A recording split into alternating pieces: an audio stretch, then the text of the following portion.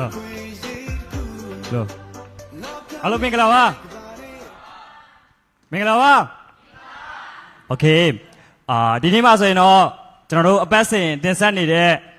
ဘူအပ်တင်တဲ့ခန္ဓာကြီးမကြရင်စတော့မှာဖြစ်တဲ့အတွက်ခမ်းမထဲမှာဝင်လာတဲ့သူအောင်းနေနဲ့အားလုံးကြည့်လို့အဆင်ပြေသွားအောင်ပေါ့နော်နည်းနည်းလေးခုံပြည့်အောင်ထိုင်ပြီးဖို့လိုရတယ်ခင်ဗျโอเคဒီနေ့ရှေ့မှာရောဒီနေ့ပြည့်အောင်ပေါ့နော်ခုံလေးပြည့်တော့အောင်ထိုင်ဖို့လိုအပ်ပါတယ်ဝမ်ဘောချက်မှာရှိနေကြတဲ့မိသားစုဝင်များအားလုံးနေတယ်လည်းပဲကိုယ့်ရဲ့ဒေါင်းလိုင်းလေးတွေကိုယ့်ရဲ့ဖွဲ့သူဖွဲ့သားတွေလည်းပဲဒီတက်ပုံပုံများပြအောင်ဖိတ်ခေါ်ကြမယ်ခင်ဗျโอเคဒီနေ့မှာဆိုရင်ကျွန်တော်တို့နေတဲ့အပတ်စဉ်လုပ်ငန်းနဲ့ပတ်သက်တဲ့အကြောင်းအရာတွေကိုအသေးစိတ်ရှင်းပြပေးနေတဲ့သင်တန်းခန်းသားကမကြခင်စတင်တော့မှာဖြစ်ပါတယ်တကယ်လို့မှအောက်မှာမိမိရဲ့ဖွဲ့သူဖွဲ့သားလေးတွေရှိတယ်ဆိုရင်လည်းပဲသွားပြီးတော့မှဖိတ်ခေါ်ဖို့အတွက်အရင်ကမှလိုအပ်ပါတယ်ခင်ဗျအရှိန်2မိနစ်ပေးမယ်ဖိတ်ခေါ်ချိန်တကယ်လို့ဆက်စရာနေရလည်းပဲတရှင်းလေးနည်းနည်းလေးဖွင့်ပေးထားလို့ရပါတယ်မိမိရဲ့ဒေါင်းလိုင်းလေးတွေဖုံးကင်ခွင့်ပေးမယ်ဖုံးကင်လို့အဆင်ပြေလားခင်ဗျပြည့်တယ်နော်โอเคအဲ့ဒီချိန်မှာဆိုရင်ဂရုတွေထဲမှာလည်းပဲကိုယ့်ရဲ့ဖွဲ့သူဖွဲ့သားလေးတွေတကယ်လို့အောက်မှာမိမိရဲ့ဒေါင်းလိုင်းလေးတွေဝင်မလာသေးဘူးဆိုရင်လည်းပဲတက်လာဖို့အတွက်တွေဖိတ်ခေါ်ဖို့တဲ့အရင်ကမှလိုအပ်ပါတယ်အဲဆိုရင်အချိန်2မိနစ်ပေးမယ်အဲ့ဒီ2မိနစ်မှာဘယ်သူအများဆုံးဖိတ်ခေါ်နိုင်လဲအများဆုံးဖိတ်ခေါ်နိုင်တဲ့သူကိုပြီးသွားပြီဆိုရင်လက်ဆောင်ပေးမယ်ယူမလားခင်ဗျโอเคဒါဆိုရင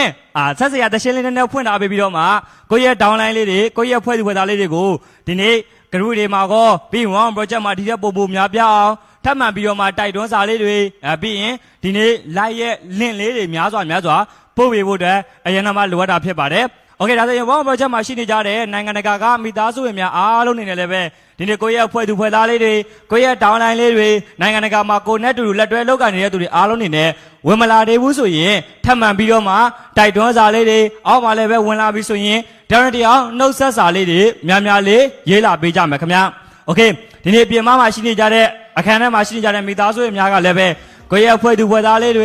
ကိုယ့်ရဲ့ဒေါင်းလိုင်းလေးတွေကိုထပ်မံပြီးတော့မှများပြအောင်ဖိတ်ခေါ်ကြမယ်ခင်ဗျာတကယ်လို့မှလာဖို့အတွက်ခက်ခဲရှိနေသူဆိုရင်လည်းပဲဒီအမြန်ဆုံးလာဖို့အတွက်တကယ်လို့အောက်မှာကိုယ့်ရဲ့ဖွဲ့သူဖွဲ့သားတွေရှိရဆိုရင်လည်းပဲအမြန်ဆုံးသွားပြီးတော့မှဖိတ်ခေါ်ဖို့အတွက်အရင်ကမှလိုအပ်တာဖြစ်ပါတယ်โอเคအဲ့ဆိုအားလုံးနေလည်းပဲအချိန်2မိနစ်ကတော့ပြည့်တော့မယ်ပေါ့နော်အားလုံးလိုက်ပြီးတော့ပို့နေလားခင်ဗျာ group တွေထဲမှာပြီးရင်တီးသတ်နေထဲမှာအားလုံးလိုက်ပြီးတော့ပို့နေလို့ကျွန်တော်လည်းပဲယုံကြည်ပါတယ်ခင်ဗျာโอเคဝမ် project မှာရှိနေကြတဲ့မိသားစုများအားလုံးနေလည်းပဲကိုယ့်ရဲ့ဖွဲ့သူဖွဲ့သားလေးတွေကိုဒီထက်ပိုမိုများပြအောင်ဖိတ်ခေါ်နေမယ်လို့ကျွန်တော်ယုံကြည်ပါတယ်โอเคဒါဆိုရင်ဒီနေ့မှာဆိုရင်မကြာမီချိန်တွင်းမှာလုပ်ငန်းနဲ့ပတ်သက်တဲ့အကြောင်းအရာကိုစတင်တော့မှာဖြစ်တဲ့အတွက်အားလုံးလည်းပဲအစဉ်သင့်ပြင်ထားဖို့အတွက်ရန်နမလိုအပ်တာဖြစ်ပါတယ်ဝမ် project မှာကိုယ့်ရဲ့ဖွဲ့သူဖွဲ့သားလေးတွေတကယ်လို့ join ထားပြီးတော့မှမဝင်ရသေးဘူးဆိုရင်လက်ခံပေးဖို့အတွက်လည်းပဲနောက်မှ admin တွေလည်းပဲအစင်သင့်ဖြစ်နေတာဖြစ်ပါတယ်တကယ်လို့မှ member ID ရပြီးတော့မှမိမိရဲ့ downline လေးတွေမ join ရသေးဘူးဆိုရင်လည်းပဲအမြန်ဆုံး join ဖို့အတွက်လည်းပဲမိတ်ဆွေကတိုက်တွန်းစာလေးတွေပြီးရင် join ဖို့ join လေးတွေကို group ထဲမှာပို့ပေးဖို့အတွက်လိုအပ်တာဖြစ်ပါတယ်โอเคဟုတ်ပြီဒါဆိုရင်ဒီနေ့မှာဆိုရင်မိတ်ဆွေအားလုံးနေနဲ့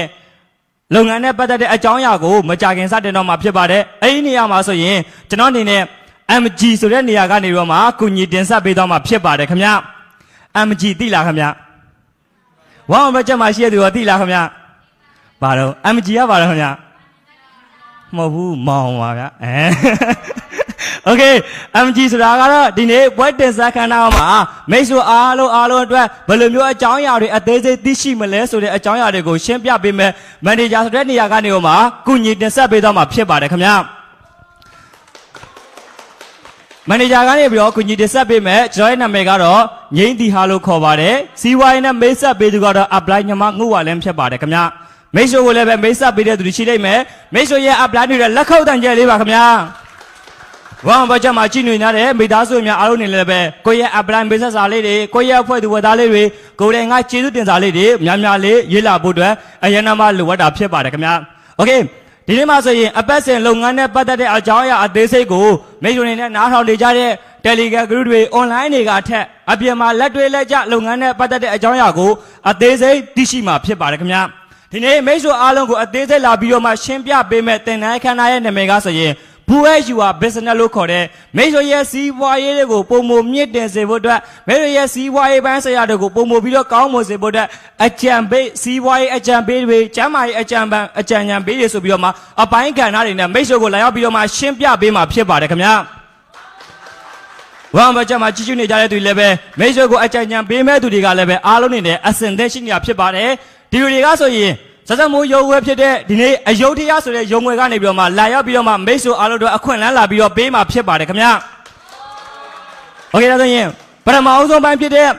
စစမိုးကုမ္ပဏီပါမိတ်ဆွေအားလုံးနေနဲ့ business advisor လို့ခေါ်တဲ့စီးပွားရေးအကြံဉာဏ်ပေးစီးပွားရေးအကြံဉာဏ်ပေးကိုလာပြီးတော့မှရှင်းပြပေးမယ်ဒူလည်းရှိပါတယ်ဒါဆိုရင်1 project မှာရှိနေတဲ့သူတွေကစီးပွားရေးမှာဝင်ရောက်လုပ်ကိုင်တဲ့သူတွေကအပြင်မှာလာပြီးတော့မှဒီစီးပွားရေးကိုပထမအဆုံးဖြစ်လာပြီးတော့လေ့လာတဲ့သူအားလုံးနေနဲ့ကောမိတ်ဆွေအားလုံးကိုဘယ်လိုမျိုးစီးပွားရေးအကြောင်းအရာလဲဒီစီးပွားရေးကဘယ်လောက်ထိကောင်းမွန်တာလဲဒီနေ့ဒီစီးပွားရေးမှာဝင်ရောက်စ조사လုပ်ကိုင်မယ်ဆိုရင်ကိုယ့်အတွက်ဘယ်လောက်ထိခိုင်မာမှုရှိတာလဲဒီလိုမျိုးအပိုင်းဆိုင်ရာတွေအားလုံးသိရှိစေဖို့အတွက်စီးပွားရေးအကြံဉာဏ်ပေးနေနဲ့စစမိုးစီးပွားရေးအတွေ့အကြုံ၄နှစ်တာအတွေ့အကြုံရှိတဲ့ခေါင်းဆောင်တယောက်ကနေပြီးမိတ်ဆွေအားလုံးကိုအခွင့်အလမ်းလာပြီးတော့ပေးမှာဖြစ်ပါတယ်ခင်ဗျာ။အဲဒါရင်စီးပွားရေးအတွေ့အကြုံ၄နှစ်တာအတွေ့အကြုံရှိတဲ့သူတယောက်ဖြစ်တယ်။ပြီးရင်စီးပွားရေးမှာသူကိုယ်တိုင်ဆုံးဖြတ်ချက်ချပြီးတော့စ조사လုပ်ကိုင်နေတဲ့ရှမ်းတိုင်းရင်းသားလေးဒီကကြီးကိုစိုင်းကော်ခန်းတွေကနေပြီးတော့မှလာပြီးတော့မှအခွင့်အလမ်းလာပြီးတော့ပေးမှာဖြစ်ပါတယ်ခင်ဗျာ။ Okay အဲဒါရင်ဒီနေ့မိတ်ဆွေကိုစီးပွားရေးအခွင့်အလမ်းတွေပေးပြီးသွားပြီဆိုရင်မိတ်ဆွေသိချင်တဲ့အကြောင်းအရာတွေ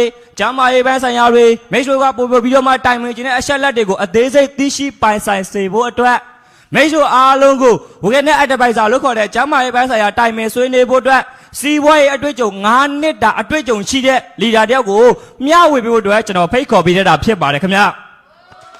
Okay ဒါဆိုရင်မိတ်ဆွေအားလုံးနေနဲ့ကလည်းပဲဒီနေ့စီးပွားရေးအတွေ့အကြုံ9နှစ်တာအတွေ့အကြုံရှိတဲ့သူကောက်ကသူကိုယ်တိုင်ဘယ်လိုမျိုးလက်တွဲစ조사လုပ်ကိုင်ခဲ့တာလဲသူကိုယ်တိုင်ဘယ်လိုမျိုးဆုံးဖြတ်ချခဲ့တာလဲသူကိုယ်တိုင်ဘယ်လိုမျိုးအကြံဉာဏ်တွေများစွာပေးခဲ့တာလဲဆိုတဲ့အကြောင်းအရာကိုမိတ်ဆွေကိုအသေးစိတ်သိရှိစေဖို့အတွက်လာပြီးတော့မျှဝေမဲ့လီယာကြီးဆိုရင်အခုလက်ရှိဆက်ဆက်မိုးကုမ္ပဏီမှာ Sapphire ဆိုတဲ့အရာတွေကိုရရှိပိုင်ရတဲ့လီယာကိုဇေယလင်းကနေတော့လာပြီးတော့မှရှင်းပြပေးမှာဖြစ်ပါတယ်ခင်ဗျာ။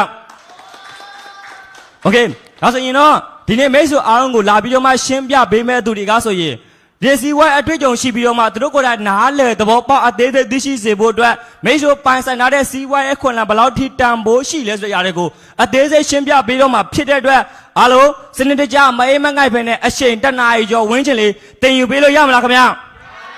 ။ Okay 1 budget မှာချစ်ချူနေကြတဲ့နိုင်ငံတကာမှာတချို့ဆိုရင်လည်းပဲအလုပ်တွေမပြီးရသူလည်းရှိလိမ့်မယ်တချို့ဆိုရင်လည်းပဲအလုပ်ပိတ်ရက်တွေဖြစ်လိမ့်မယ်မိမိတို့ရဲ့အားလက်တဲ့အချိန်လေးတွေမှာလုပ်ငန်းနဲ့ပတ်သက်တဲ့အကြောင်းအရာအသေးစိတ်ကိုလာပြီးတော့မှတည်ယူရဖြစ်တဲ့မိတ်ဆွေဒီအခွင့်အလမ်းကိုအကောင်းဆုံးနားထောင်တည်ယူဖို့အတွက်အရင်ကမှလိုအပ်တာဖြစ်ပါတယ်။ဒါကြောင့်မို့1 budget မှာရှိနေကြတဲ့မိသည့်နိုင်ငံကဆိုကိုယ်တိုင်ကနေပြီးမှလုပ်ငန်းနဲ့ပတ်သက်တဲ့အကြောင်းအရာကိုတည်တည်ကြည့်ဖို့အတွက်မကြခင်မှာဒီနေ့မိတ်ဆွေအားလုံးကိုအခွင့်အလမ်းပေးမဲ့လီဒါကြီးတွေကိုဖိတ်ခေါ်ပေးတော့မှဖြစ်တဲ့အတွက်ကိုယ့်ရဲ့အဖွဲ့လူပေါ်သားတွေကိုသွားပြီးတော့မ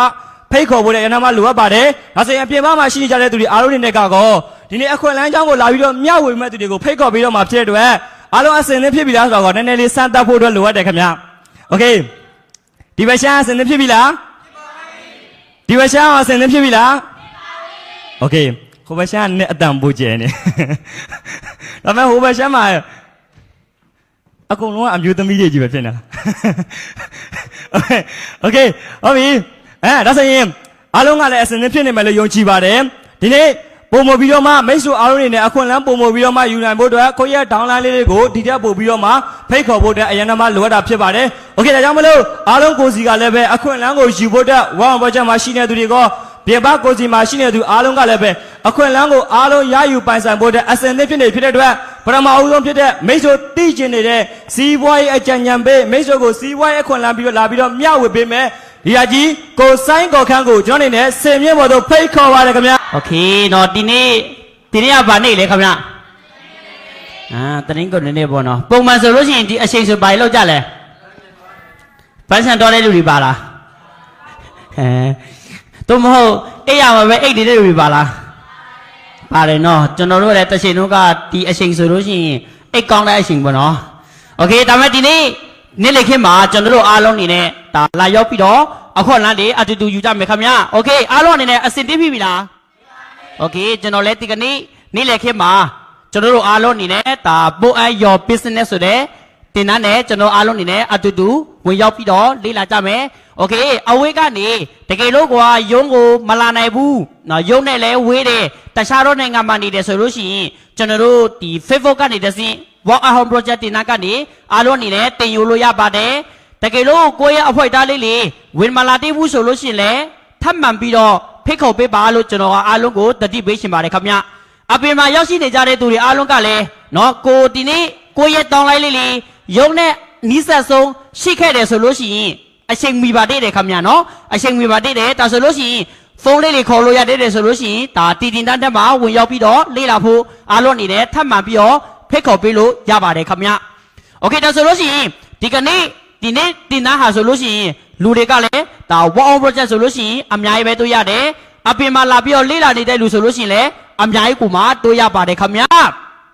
โอเคဒါဆိုလို့ရှိရင်ဒီကနေ့ကျွန်တော်တို့ဒီတင်တန်းပေါ်တော့အားလုံးကဘာကြောင့်လာရောက်ပြီးတော့လေ့လာတာလဲခင်ဗ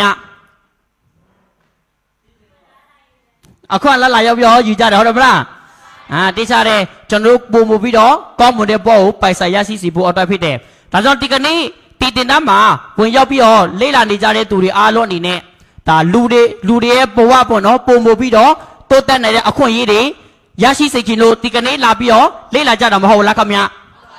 ဒါဆိုလို့ရှိရင်ဒီကနေ့ကျွန်တော်ဆိုလို့ရှိရင်ထိုင်းနိုင်ငံမှာပေါ့နော်ကျွန်တော်ကလက်ရှိဆိုလို့ရှိရင်ဒီအခွင့်အလမ်းကို sharing ပေးနေတာဖြစ်ပါတယ်ဒါအရင်ဆုံးပေါ့နော်ကျွန်တော်ကိုလည်းဒါ mix up ပေးရှင်ပါတယ်အားလုံးအနေနဲ့တည်သွားရအောင်ပေါ့နော်ကျွန်တော်နာမည်ကစိုက်ကော်ခမ်းလို့ခေါ်ပါတယ်ခင်ဗျကျွန်တော်တော့တောင်ကြီးရှမ်းဖြစ်ပါတယ်ခင်ဗျဒီကနေ့မှာရှမ်းတိုင်းသားတွေပါလားပါတယ်နော် wow project ကတူတွေရောဒါတောင်ကြီးသူတောင်ကြီးသားတွေပါလားခင်ဗျတကယ်လို့မိတ်ဆွေတို့ဘယ်နိုင်ငံမှာနေလဲကိုကပါတိုင်းသားလဲဆိုတော့ကိုလည်းအောက်ပါစာတိတ်လီလဲရေးလာပေးလို့ရပါတယ်ခင်ဗျဒီကနေ့ကျွန်တော်ကမြန်မာနိုင်ငံမှာနေတော့ကဆိုလို့ရှိရင်ကျွန်တော်အရန်ကိုမှချမ်းသာခြင်းတယ်ခင်ဗျအားလုံးချမ်းသာခြင်းကြလားကျွန်တော်အရန်ချမ်းသာခြင်းတယ်ဘာကြောင့်လဲဆိုလို့ရှိရင်ဒါကျွန်တော်တို့ရဲ့ရွာဒေတာဟာဆိုလို့ရှိရင်ပြောမယ်ဆိုလို့ရှိရင်အတိအနံတွေအများကြီးပဲစိုက်ကြတယ်စိုက်ပျိုးရေးအရန်လုပ်ကြတယ်စိုက်ပျိုးရေးလေလုပ်တဲ့အချိန်မှာအရန်ပင်ပန်းတယ်ဟုတ်တယ်မလားအရန်ပင်ပန်းတယ်ကျွန်တော်လေပင်ပန်းအလုပ်ကိုကျွန်တော်မလုပ်ရှင်ဘူးကျွန်တော်ကကျောင်းတွေပါတက်တယ်ကျောင်းတွေတက်တဲ့အချိန်မှာဆိုလို့ရှိရင်အချိန်တွေကြာလာသမျှဒါကျွန်တော်ရဲ့အကူအမတွေကလည်းကျွန်တော်တို့လိုမျိုးပဲကျောင်းတွေတက်ပြီးတော့ပညာတွေစုံတန်းတိုင်အောင်တင်ယူခဲ့ကြတဲ့သူတွေအများကြီးပဲရှိတယ်အဲ့ဒီအများကြီးရှိတဲ့အချိန်မှာဆိုလို့ရှိရင်ဒါကျွန်တော်ရဲ့အကူအမတွေဆိုလို့ရှိရင်ကျောင်းတာပြီးသွားတာနောက်ဆုံးတော့ဘာလဲကျောင်းပြီးတဲ့အချိန်မှာဒီရတဲ့လက်စာကနည်းနည်းပြောမယ်ဆိုလို့ရှိရင်မိသားစုတွေကိုကောင်းကောင်းမထောက်ပံ့ပေးနေတဲ့အချိန်မှာကျွန်တော်လည်းအဲ့ရှင်တို့ကစဉ်းစားခဲ့တာပေါ့နော်ငါကျောင်းဆက်တဲ့ကောင်းပါလားတော့မဟုတ်ငါကိုယ့်ရဲ့အဖေအမေပေပေမပအလုပ်ကိုငါပြန်လဲပြီးတော့လုပ်ရင်ကောင်းပါလားဆိုပြီးတော့စဉ်းစားခဲ့ပါတယ်ခင်ဗျအားလုံးကစဉ်းစားခဲ့ဘူးလားခင်ဗျကျွန်တော်လည်းစဉ်းစားခဲ့ဘူးပါတယ်စဉ်းစားနေတဲ့အချိန်မှာနောက်ဆုံးတော့ကျွန်တော်ရွာပြန်ပြီးတော့အလုပ်လုပ်တယ်အလုပ်လုပ်တဲ့အချိန်မှာပင်ပင်မပအလုပ်ကိုလည်းကျွန်တော်တိတ်ပြီးမလုပ်ချင်ဘူးမလုပ်ချင်တဲ့အချိန်မှာဒီကနေ့အောင်မနေတဲ့သူတွေပတ်စံမြတ်မြတ်ရှိတဲ့သူတွေပေါ့နော်ပတ်စံမြတ်မြတ်ရှိတဲ့သူတွေကသူတို့ဘာအလုပ်လုပ်တာလဲပတ်စံမြတ်မြတ်ရှိနေတဲ့သူကသူတို့ဘယ်လိုမျိုးစ조사တာလဲကျွန်တော်ကရှာဖွေနေတဲ့အချိန်မှာကျွန်တော်ရဲ့ဖက်ကတူဆိုလို့ရှိရင်ဒီကုံတယ်ပွဲစားတွေလှုပ်ကြတဲ့သူတွေအများကြီးပဲရှိတယ်ခင်ဗျကုံတယ်ပွဲစားလှုပ်တဲ့သူတွေကသူတို့တွေကပြောမယ်ဆိုလို့ရှိရင်မိုးရွာထက်မှလည်းအလုပ်လုပ်ရှာမလို့ဘူးနေပူထက်မှလည်းအလုပ်လုပ်ရှာမလို့ဘူးဒါပေမဲ့ကျွန်တော်တို့ကတီးနှံစိုက်ပျိုးတဲ့သူဆိုလို့ရှိရင်မိုးရွာလည်းအလုပ်လုပ်ရတယ်နေပူလည်းအလုပ်လုပ်ရတယ်ဒါပေမဲ့ကျွန်တော်ဆိုလို့ရှိရင်ပတ်စံမြတ်မြတ်လို့ရှိတယ်ဘာလို့ရင်ကောင်းမလဲဆိုပြီးတော့ကျွန်တော်ကအဲ့လိုမျိုးကုံတယ်ပွဲစားအလုပ်ကိုကျွန်တော်ကစိတ်ဝင်စားတယ်အဲ့ဒါကုံတယ်ပွဲစားလုပ်ဖို့ကျွန်တော်တို့မှာဘာလိုအပ်လဲဆိုလို့ရှိရင်အရင်အနည်းမလိုအပ်ဘူးလားခင်ဗျအရင်အနည်းလိုအပ်တယ်ဒါပေမဲ့ကျွန်တော်အဲ့ဒီရှင်တို့ကကျွန်တော်မှာပတ်စံမရှိဘူးရှိတော့ရှိတာပေါ့နော်ဒါပေမဲ့စီးပွားရေးတစ်ခုလုပ်ဖို့ဆိုတာကမနိုင်ဘူးလေမနိုင်တဲ့အချိန်မှာကျွန်တော်ဘာလို့ရင်ကောင်းပါလဲဆိုပြီးတော့ငါထိုင်းနိုင်ငံမှာပတ်စံလာပြီးတော့ရှာမယ်အရင်အနည်းလာရှာမယ်ဆိုပြီးတော့ကျွန်တော်ကထိုင်းနိုင်ငံမှာတတ်မှတ်ထားပြီးတော့3နှစ်ပဲကျွန်တော်လာမယ်ထိုင်းနိုင်ငံမှာကျွန်တော်ကရောက်ရှိလာတယ်ဒါတော့ကျွန်တော်ရဲ့တက်ပုံပေါ့နော်ကျွန်တော်ရဲ့ငယ်ဘွားပုံတော့ပြရှင်တယ်ဒါပေမဲ့ကျွန်တော်ငယ်ဘွားပုံကဖုံးအဲ့ရှင်တော့ဖုံးတိတ်မခစ်စားတော့ကွာဖုံးလည်းမတုံးတောက်လေနော်ပုံလည်းမရဖြစ်ဘူးဆိုတော့ထိုင်းနိုင်ငံရောက်မှလွန်ခဲ့တဲ့2019ကပုံတွေ့ပါတယ်ကားခင်ဗျအဲ့တော့ကျွန်တော်ထိုင်းနိုင်ငံမှာငါအရင်အနည်းလာပြီးတော့ရှာမယ်နော်ဒီနေ့ကိုပိုင်စီးပွားရေးလုပ်ဖို့ဆိုပြီးတော့ဒါထိုင်းနိုင်ငံမှာရီမတ်ချက်ကြီးနဲ့ထိုင်းနိုင်ငံမှာအထင်ကြီးနဲ့ကျွန်တော်ထိုင်းနိုင်ငံကိုတက်လာတယ်တက်လာတဲ့အချိန်မှာဆိုလို့ရှိရင်ကျွန်တော်ကပတ်စံရှာတယ်အလုပ်တွေကိုစူးစမ်းပန်းစားလုပ်တယ်အလုပ်တွေကိုအသေးအတန်လုပ်တယ်ပတ်စံရရင်ပြီးရောဘာပဲလုပ်ရအလုပ်မရွေးကျွန်တော်ဆိုလို့ရှိရင်ထိုင်းနိုင်ငံမှာရောဘာဆိုတဲ့အလုပ်ကိုကျွန်တော်လာပြီးတော့လုပ်တယ် ပြောမယ်ဆိုလို့ရှိရင်ရောဘာအလုပ်ဆိုတာအလုံးတိအတိုင်းပဲနန်တယ်အစတော့အရင်နန်တယ်ဒါပေမဲ့လောက်တာကြာတော့အသားကြီးကြာတော့မနန်တော့ဘူးနော်အဲ့လိုနန်ပေမဲ့လည်းတီးခါနဲ့ဘာလို့လဲဆိုပတ်စံရဖို့အတွက်အဲ့လိုပဲထိုင်းနိုင်ငံမှာဒီနေ့ဒီရောဘာအလုပ်ကိုအချိန်နှစ်ပေါ့နော်အချိန်နှစ်လောက်ကျွန်တော်လုပ်ခဲ့တယ်လုပ်တဲ့အချိန်မှာကျွန်တော်ပြန်တွေးတာပေါ့နော်စတက်လာတော့ကပတ်စံ၄-၅ထောင်ရအရန်ပျော်နေရောပဲပတ်စံလေးနေပပရဆိုလို့ရှိရင်အိုးဟိုအများရနေပြီဟာအရန်ကောင်းလိုက်တာဆိုပြီးတော့အလုပ်တွေစူးစမ်းတယ်အချိန်ကတစ်နှစ်နှစ်နှစ်လောက်ကုန်လာတဲ့အချိန်မှာပြန်စဉ်းစားလာတာပေါ့နော်ဟောငါဒီနေ့ထိုင်းနိုင်ငံမှာငါပတ်စံလာရှာတာပေါ့နော်နှစ်လောက်ရှိနေပြီကိုရဲ့ပတ်စံကအင်ကိုလည်းကောင်းကောင်းမထောက်ပံ့ပေးနိုင်ဘူးပြီးရင်အဲ့ဒီကိုရတဲ့လက်စာကကျွန်တော်ဖြစ်ချင်တဲ့ကိုပိုင်စည်းပွဲအိမ်မှာကုန်တယ်ပွဲစားလုပ်ဖို့အတွက်ကျွန်တော်မှလည်းဘာမှမစုဆောင်းနိုင်သေးဘူးအဲ့ကျွန်တော်ဘာလို့ရင်ကောင်းမလဲဒီရောဘာအလုတ်ကကျွန်တော်ဘယ်မှာလုပ်တယ်လဲဆိုလို့ရှိရင်ထိုင်းနိုင်ငံလာရောင်မြို့မှာခင်ဗျအဲ့ကျွန်တော်နှစ်လောက်ရှိနေပြီအခုချိန်ထိအရင်အနည်းလည်းမစုရသေးဘူးဘာလို့ရင်ကောင်းမလဲတွေးတဲ့အချိန်မှာငါပန်ကောက်မှာတွားပြီးတော့အလုတ်လို့ရင်ကောင်းမလားပို့ပြီးတော့ပတ်စံရတဲ့နေရာမှာပို့ပြီးတော့တွားလို့ကောင်းမလားဆိုရင်တွေးနေတဲ့အချိန်မှာကျွန်တော်ဖုန်းအဲ့ချိန်တော့ဖုန်းကနည်းနည်းခစ်စားလာပြီလေခစ်စားလာတဲ့အချိန်မှာကျွန်တော် Facebook ကနေတည်းအခွက်လန်းနေရှာတယ်အလုတ်တွေရှာတယ်ဘန်ကောက်မှာအရင်တော့မဟာချိုင်ဆိုနာမည်ကြီးတယ်လေကျွန်တော်မဟာချိုင်ဘာအလုတ်ကောင်းလို့ကောင်းမလဲပြီးပြီဆိုလို့ရှိရင်တွေးလေးလာလဲနဲ့နောက်ဆုံးတော့မထင်မှတ်ပဲဒါကျွန်တော်ရဲ့ apply လီဒါကြီးအမနန်းသိစာက Facebook ကနေ Facebook ပေါ်ကနေပေါ့နော်လက်ရှိအလုတ်ကနေထွက်ရှာမလို့ပဲကိုနေစီတုံးဆွဲနေတဲ့ထုတ်ကုန်ပစ္စည်းကိုဝယ်ယူတုံးဆွဲယူနဲ့ကျွန်တော်တို့ကစီးပွားရေးပြန်လဲပြီးတော့တိဆောက်လို့ရတဲ့အခွင့်အလမ်းတစ်ခုရှိတယ်ဆိုပြီးတော့ဒီအဲ့ဒီ Facebook ကနေစီတင်ထားတဲ့စာကိုကျွန်တော်တွေ့ရှိတဲ့အချိန်မှာဒီကနေ့ဆက်ဆက်မောဆိုတဲ့စီးပွားကျွန်တော်မသိသေးဘူးနော်သူတင်တဲ့စာကိုကျွန်တော်ကကြွိုးပြီးတော့လေးလာဖိခဲ့တယ်ခင်ဗျာဒီစီးပွားကိုအဲ့တော့လေးလာတဲ့အချိန်မှာဆိုလို့ရှိရင်ကျွန်တော်ဘယ်လိုတွေးတယ်လဲဆိုလို့ရှိရင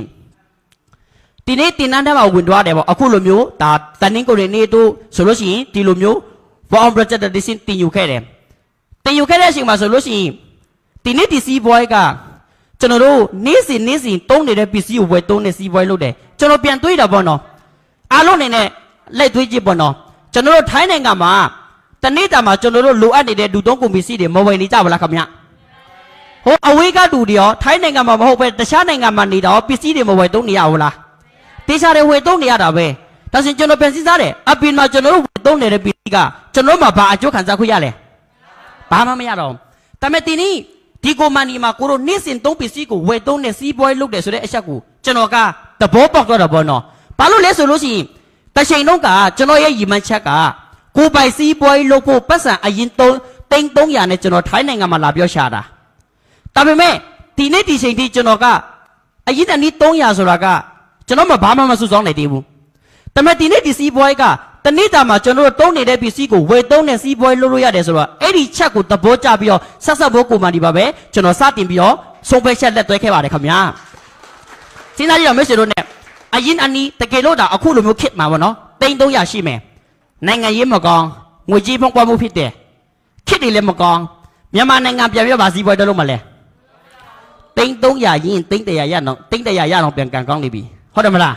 းဒါပေမဲ့ဒီစီးပွားမှာနေ့စဉ်တုံးနေတဲ့ပစ္စည်းကျွန်တော်သွားတိုက်ရီချိုးမိုးချိုးနဲ့စီးပွားရေးပြန်လုပ်တယ်ဆိုတာကိုကျွန်တော်အရန်ကိုမှသဘောကျတယ်ကျွန်တော်အများကြီးမသွေးပဲနဲ့ဆက်ဆက်မောကူမှဒီမှာကျွန်တော်ကကြွယ်ပြီးတော့လုတ်ကြိုက်ခဲ့ပါတယ်ခင်ဗျဒီနေ့တင်ချိန်ထိအခုဆိုလို့ရှိရင်4နှစ်ရှိပါပြီခင်ဗျဒါကြောင့်မလို့ဒီကနေ့ကျွန်တော်ဒါအခုလမ်းပေးခဲ့တယ်ကျွန်တော်ရဲ့ apply လီတာကြီးအမနန်းသိစာကိုလည်းကျွန်တော်အရန်ကိုမှကျေးဇူးအထူးနှမတင်ပါတယ်ခင်ဗျโอเคပြီးပြီဆိုလို့ရှိရင်ဒါတော့ကျွန်တော်တို့ထိုင်းနိုင်ငံမှာဒီရောဘာအလုတ်ယုံဟိုး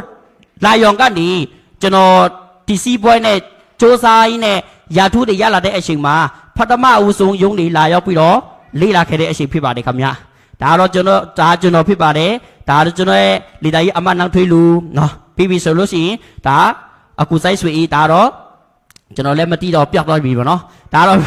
ရောက်လာခဲ့တယ်ပြီးပြီဆိုလို့ရှိရင်ဒါတော့ဒါခေါင်းဆောင်နေတဲ့အတူတူဒါလီတာကြီးတို့နဲ့ပညာသင်တယ်အာအင်ဒီရတယ်ဒီချိန်ကနေစပြီးတော့ကျွန်တော်အတိပညာတရားရှိတဲ့ချိန်မှာဆက်ဆက်မိုးကုမ္ပဏီမှာကျွန်တော်ဆုံးဖြတ်ချက်ချပြောကြိုးစားခဲ့တယ်ဆက်ဆက်မိုးကုမ္ပဏီမှာကျွန်တော်လက်သွဲလုတ်ကြရခဲ့ရတာကျွန်တော်အရန်ကူမအင်မတန်ကူမကန်ကောင်းတယ်ကျွန်တော်ရဲ့ဘဝဟာမထင်မှတ်လောက်အောင်ကျွန်တော်ဖြစ်ချင်တဲ့အရာပိုင်ဆိုင်ချင်တဲ့အရာတွေကိုဒီနေရာမှာအကုန်လုံးရနိုင်တာဖြစ်ပါတယ်ဒါကြောင့်မလို့အဝေးကလေးလာနေတဲ့လူတွေရော အန်ဒီမှာလာပြီးတော့လေးလာနေကြတဲ့သူတွေအားလုံးအနေနဲ့ဆက်ဆက်မိုးဟာဘယ်လိုမျိုးကောင်းမွန်တာလဲဘယ်လိုမျိုးအခွင့်အလမ်းမျိုးရှိတာလဲဘယ်လောက်ထိတော်မှကောင်းတယ်လဲဆိုတာကိုအတူတူလေးလာဖို့အစဉ်တည်းဖြစ်ပြီလားโอเคဒါဆိုလို့ရှိရင်ဒါတော့ကျွန်တော်တို့လုပ်နေတဲ့စီးပွားရေးက network marketing စီးပွားရေးလုပ်ခေါ်ပါတယ်ခင်ဗျ network marketing စီးပွားရေးဆိုတာကဘယ်လိုပုံစံရှိတာလဲโอเคဒါဆိုလို့ရှိရင်ခုနကျွန်တော်ပြောတယ်လို့ပဲအားလုံးအနေနဲ့ကိုနေ့စဉ်သုံးနေတဲ့ PC တွေကျွန်တော်တို့အပင်မှာဝယ်သုံးနေကြဟုတ်မလားအပင်မှာဝယ်သုံးနေတဲ့ PC ကဘာတွေပြင်ရလဲဒီစားတွေကျွန်တော်တို့အနေနဲ့စာရွက်တို့ဟုတ်မလားထန်ချူတို့ဟုတ်မလားပြီးပြီဆိုလို့ရှိရင်ကျွန်တော်တို့ကစားသုံးသူအနေနဲ့ပဲလုတ်ခွင့်ပြတာဟုတ်တယ်မလားဒီကနေ့ကျွန်တော်တို့ကဆက်ဆက်မိုးလို့ခေါ်တဲ့ကုမ္ပဏီကိုထုတ်ကုန်ပစ္စည်းတွေလာပြောဝယ်ယူသုံးစွဲမယ်မိတ်ဆွေတို့ကစားသုံးသူဘဝကနေပိုင်ရှင်ဘဝတို့ဖြစ်ခွင့်ရှိတဲ့အခွင့်အရေးရှိပါတယ်ခင်ဗျာဟုတ်ကဲ့အဲ့တော့ကျွန်တော်တို့ဘာဖြစ်လို့အပင်မှာဝယ်သုံးနေတဲ့ပစ္စည်းကကျွန်တော်စားသုံးသူအနေနဲ့ပဲဖြစ်တာလဲပေါ့နော်ကျွန်တော်အပင်မှာဝယ်သုံးနေတဲ့ပစ္စည်းကစေးနှုံးနေကျွန်တော်အပြည့်အဝမပေးရဘူးလားတိကျတယ်ပေးရပြီးတာပဲဘာပေးဝယ်အပြည့်အဝစေးနှုံးတော့ကိုပေးရပြီးတာပဲဒီနေ့ထုတ်လုပ်တဲ့ကုမ္ပဏီကသူတို့ကိုပေးလိုက်ရတဲ့စီးရတရားရခိုင်နှုန်းရှိတယ်ဆိုပါစို့ဘာပဲတော့ဝယ်ပေါ့နော်ထုတ်လုပ်တဲ့ကုမ္ပဏီကတရားရှိပါမလားမရှိဘူးခင်ဗျအနည်းဆုံးဆိုလို့ရှိရင်40ရာခိုင်နှုန်းကနေ50ရာခိုင်နှုန်းလောက်ပဲရှိတယ်ထုတ်လုပ်တဲ့ကုမ္ပဏီကအရင်နဲ့အမြတ်ပေါင်းမယ်ဆိုလို့ရှိရင်50ရာခိုင်နှုန်းလောက်ပဲရှိတယ်ဒါပေမဲ့ကျွန်တော်တို့ကကုန်ပစ္စည်းကိုဝယ်ယူသုံးစွဲတဲ့အချိန်မှာတရားရာခိုင်နှုန်းမပေးရဘူးလားဒါဆိုလို့ရှိရင်ကုမ္ပဏီက90ပဲဒါဆိုလို့ရှိရင်အဲ့ဒီကြားခံ90ရပဲပျောက်သွားတယ်လေအလုံးသိချင်လားโอเคဒီကနေ့ကျွန်တော်လာပြောပြပေးမယ်ခင်ဗျဥပမာကျွန်တော်ပစ္စည်းဒါတော့ထုတ်လုပ်တဲ့ကုမ္ပဏီဆိုပါတော့ဒါသူတို့ရဲ့အရင်အနည်းပေါ့နော်အနည်းဆုံး90ရာခိုင်နှုန်းသူတို့မှာယူနေပြီးသားပဲဒီကုန်ပစ္စည်းကိုကျွန်တော်တို့လူတွေအများစုပေါ့နော်ဒီ Facebook ကနေတစ်စင်း TikTok ကနေတစ်စင်းသူများကြော်ညာထားတာလှလှလေးတွေ့တယ်ဆိုလို့ရှိရင်ကိုတို့အုံတော့ထဲမှာမမမိနေဘူးလားတနည်းနည်းကြရင်တွေ့တယ်ဆိုအော်ဟိုနေ့ကငါဟိုသူကြော်ညာတာတွေ့လို့ငါဝယ်ဖို့ကြည့်မယ်ဟုတ်မလားအဲ့လိုပဲဒီနေရာမှာပစ္စည်းတွေကိုလူအများတီးဖို့ကြော်ညာရဘူးလားရတယ်အဲကြော်ညာတဲ့နေရာမှာဆိုလို့ရှိရင်အခကျင်းငွေမပေးရဘူးလားအဲ့အခကျင်းငွေပေးတဲ့နေရာမှာဆိုလို့ရှိရင်20ရာခိုင်နှုန်းတော့မှပေးပါတယ်ခင်ဗျဒီနေရာမှာဆိုလို့ရှိရင်ထုတ်ကုန်ပစ္စည်းကထုတ်လုပ်တဲ့အချိန်မှာအရင်က90ကြော်ညာခ20ရာခိုင်နှုန်းယူတော့ပေါင်းလိုက်တော့ဘယ်လောက်ရှိပြီလဲခင်ဗျ80ရှိတော့ပြီ80ရှိတော့တဲ့အချိန်မှာထက်ကမှတည်းကျွန်တော်နေလက်ကားဆိုင်ကိုပို့တယ်ဘာလို့လဲဆိုလို့ရှိရင်ဥပမာကျွန်တော်မြန်မာနိုင်ငံသားအနေနဲ့တောတိုက်ရှိမရှိဘူးဟောတော့ထိုင်းနိုင်ငံမှာတောတိုက်ရှိထုတ်တယ်မြန်မာနိုင်ငံကလည်းတကူးတကားနဲ့တောတိုက်ရှိတကူးထိုင်းနိုင်ငံလောက်ပဲတူပါလားမပါဘူးဟုတ်တယ်မလားပြီးကျွန်တော်အနေနဲ့လက်ကားဆိုင်မှာအများစုဆိုလို့ရှိရင်အများကြီးပဲရောင်းချကြတဲ့နေရာဖြစ်တယ်ဟုတ်တယ်မလားအဲ့ကနေကျွန်တော်နေကုမ္ပဏီကနေဓာတ်ရိုက်လက်ကားဆိုင်ကိုပို့တယ်လက်ကားဆိုင်ကလည်းသူတို့ကအမျက်လို့ရှိလို့သူတို့မှမတီထောင်ဘူးလားတီထောင်တယ်ဒါဆိုလို့ရှိရင်လက်ကားဆိုင်မှာဆိုလို့ရှိရင်အနည်းဆုံး10ရာခိုင်နှုန်းယူတယ်ခင်ဗျဒီနေ့မှာဆိုထုတ်လုပ်တဲ့သူကအရင်က90ကြော်ညာခ20လက်ကားဆိုင်က30ဆိုလို့ရှိရင်စုစုပေါင်းက80ဖြစ်သွားပြီအဲ့လိုဖြစ်တဲ့အချိန်မှာလက်ကားဆိုင်ကလည်းအများကြီးကျွန်တော်တို့မြန်မာနိုင်ငံတို့ထိုင်းနိုင်ငံမှာတို့လက်ကားဆိုင်တော့ပဲကြည့်တော်တေးစိတ်တဘူးတော့ဝယ်လို့ရလားမရသူမှအဖာလိုက်အကတ်လိုက်ဝယ်ရတယ်ဟုတ်လားအဲ့ကနေကျွန်တော်နေနဲ့7တို့လက်လီဆိုင်အမျိုးမျိုးတို့ဆိုလို့ရှိရင်တို့ကလက်ကားဆိုင်ရတဲ့စစ်လာပြောယူတယ်လာယူတဲ့အချိန်မှာဆိုလို့ရှိရင်80နဲ့လာယူတယ်80နဲ့ပြန်ရောက်ပဲပိုက်ရှင်နေပါလားပါဦးဘာစေးရောက်တယ်ဆိုတာကအမျက်လို့ရှိဟုတ်တယ်မလားဒါဆိုလို့ရှိရင်ကျွန်တော်နေ80ကနေတော့20ရာခိုင်နှုန်းယူတယ်ဆိုလို့ရှိရင်အလုံးပေါင်းကဘယ်လောက်ပေးရလဲ100ဖိထားပြီဒီလိုပဲခင်ဗျစားသုံးသူနဲ့ထုတ်လုပ်သူကြားမှာကြားခံအန်ဒီနဲ့ချိတ်ဆက်ပေးတဲ့အရာဟာမာကတင်လို့ခေါ်ပါတယ်ခင်ဗျမာကတင်ဆိုတဲ့ဟာကျွန်တော်တို့တက်လုံးကမရင်းနေတယ်ဘူးလားငယ်ငယ်ကလေးကရင်းနေကြတော့မလားဒါကြောင့်ကျွန်တော်ကြော်ညာမင်းသားမင်းသမီးတွေကသူတို့တွေကဘာဖြစ်လို့အလုပ်တွေကပေပန်းမလုပ်ပဲနဲ့ဘာဖြစ်လို့တို့အောင်မင်တာလဲဆန်လားခင်ဗျဘာလို့သူတို့ကလည်းမာကတင်အလုပ်ကိုလုပ်နေလို့လေပြီးဆိုလို့ရှိရင်လက်ကားဆိုင်တွေသူတို့ကဘာဖြစ်လို့ကိုတို့လိုမျိုးနိုင်ငံခြားတော့ပြီးအလုပ်ချမလို့လဲသူတို့ကဆိုင်လေးတွေစောက်ပြီးပတ်စံနေမရကြဘူးလာ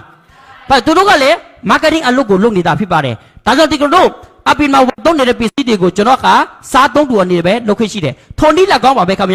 ျဒီနေ့ဆက်ဆက်မောလို့ခေါ်တဲ့ကုမ္ပဏီကလည်းဒါအပင်ကကုမ္ပဏီလိုမျိုးပဲထုတ်ကုန်ပစ္စည်းတွေအများကြီးကိုမှထုတ်လုပ်ပေးထားပါတယ်ဆက်ဆက်မောကုမ္ပဏီကဒီလိုမျိုးကြော်ညာတွေလက်လီတွေလက်ကားတွေလုံးဝကိုမှမရှိပါဘူးဆက်ဆက်မောကုမ္ပဏီကဓာတ်ရိုက်စနစ်မိတ်ဆွေတို့ကလာရောက်ပြီးဓာတ်ရိုက်လာပြီးဝယ်ယူစားသုံးတဲ့သူတိုင်းကုမ္ပဏီကမိတ်ဆွေတို့ကို90ရာခိုင်နှုန်းကနေ60ရာခိုင်နှုန်းအထိမိတ်ဆွေတို့ကပြန်လည်ပြီးတော့အကျိုးခံစားခွင့်ရမှာဖြစ်ပါတယ်ခင်ဗျ အပြင်မှာဆိုလို့ရှိရင်ကျွန်တော်တော့ဝယ်တယ်ကျွန်တော်တို့ကသူများကိုတွားပြောပေးရတယ်ဒါပေမဲ့တင်နေရာမှာဆိုလို့ရှိရင်ကျွန်တော်တို့လာပြောကွန်ပစ္စည်းတွေဝယ်ယူသုံးဆွဲတယ်ကျွန်တော်တို့ကကိုယ်ပိုင်အကျိုးခံစားခွင့်ပြက်လဲပြောရရှိသွားမှာဖြစ်ပါတယ်ခင်ဗျဒါတော့စီးပွားရေးတဘောတရားဖြစ်တယ်ကျွန်တော်ဆိုလို့ရှိရင်ဒီအရာကိုနားလေတဲ့အချိန်မှာအယံကိုမှကြိုင်းနေတတ်တယ်ခင်ဗျဒါကြောင့်ဒီကနေ့ဆက်ဆက်မိုးဆိုတာကဘယ်လိုမျိုးကုမ္ပဏီလဲအားလုံးအနေနဲ့သိရှိကြပါပဲကျွန်တော်ဆက်ဆက်မိုးဆိုလို့ရှိရင်ဒါတော့လိန်ပေါ်ရောင်စိုက်ပုတ်ကြီးတစ်စိတ်ဖြစ်ပါတယ်ကျွန်တော်ရဲ့ရုံးစင်းမှာလိန်ပေါ်ရောင်စိုက်ပုတ်တစ်စိတ်ကကြီးတာခင်ဗျအိုးအကြီးကြီးပဲကျွန်တော်အနေနဲ့တခါတလေဒီနေ့စီးပွားရေးလုပ်ကိုင်နေတဲ့သူတောင်အနေနဲ့အခုလမ်းပေးနေတဲ့အချိန်မှာကျွန်တော်ရဲ့ကုမ္ပဏီကတပ်ပုံလေးပို့လိုက်တဲ့နဲ့ကျွန်တော်ဆိုအတွေ့အကြုံပေါ့နော်။အော်အရင်တော့ကကျွန်တော်ရေခဲပို့ရင်းနဲ့အခုတို့လိန်ပေါ်ရောင်တစ်စိတ်ကအကြီးတွေးခဲ့တယ်။အဲ့လိုမျိုးပေါ့နော်။ဘာလို့လဲလိန်ပေါ်ရောင်တစ်စိတ်တွေကအရန်ကိုမကြည့်ဘူးလား။အရန်ကိုမကြည့်ပါတယ်။ပြီးကျွန်တော်ဆက်ဆက်မိုးကုမ္ပဏီကတထေးနှစ်ဦးရှိပါတယ်ခင်ဗျ။ဖတ်တမတို့ကဒေါက်တာရှိတဝီကိရတ်ချဝနာလို့ခေါ်ပါတယ်။ပြီးဆိုလို့ရှိရင်ဒုတိယတဦးကတော့ CEO Mr. Novakit နိတိလောဝကြီးလို့ခေါ်ပါတယ်ခင်ဗျ။ဒါကျွန်တော်ရဲ့ကုမ္ပဏီပိုင်ရှင်ဟာဆိုလို့ရှိရင်ဒီနေ့ကုမ္ပဏီပိုင်ရှင်ဒေါက်တာရှိတဝီဟာဆိုလို့ရှိရင်နောက်ဝမာကတင်စီပွဲမှာအတွေ့အကြုံပေါ့နော်22မှာ9နှစ်အတွေ့အကြုံရှိခဲ့တဲ့သူဖြစ်ပါတယ်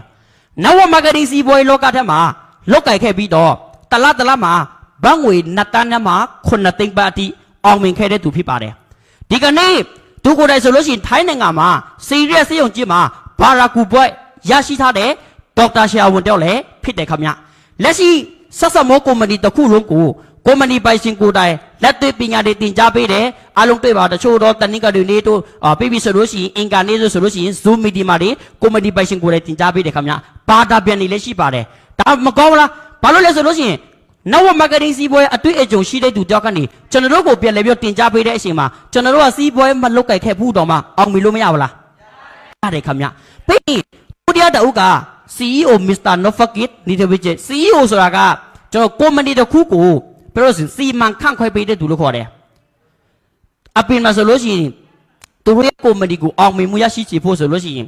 တိန်းထောင်ကြီးပတ်စံ900ရတယ်ခင်ဗျအဲ့ဒါကဝန်ထမ်းပဲရှိသေးတယ်ဒါပေမဲ့ကျွန်တော်ရဲ့ကုမ္ပဏီက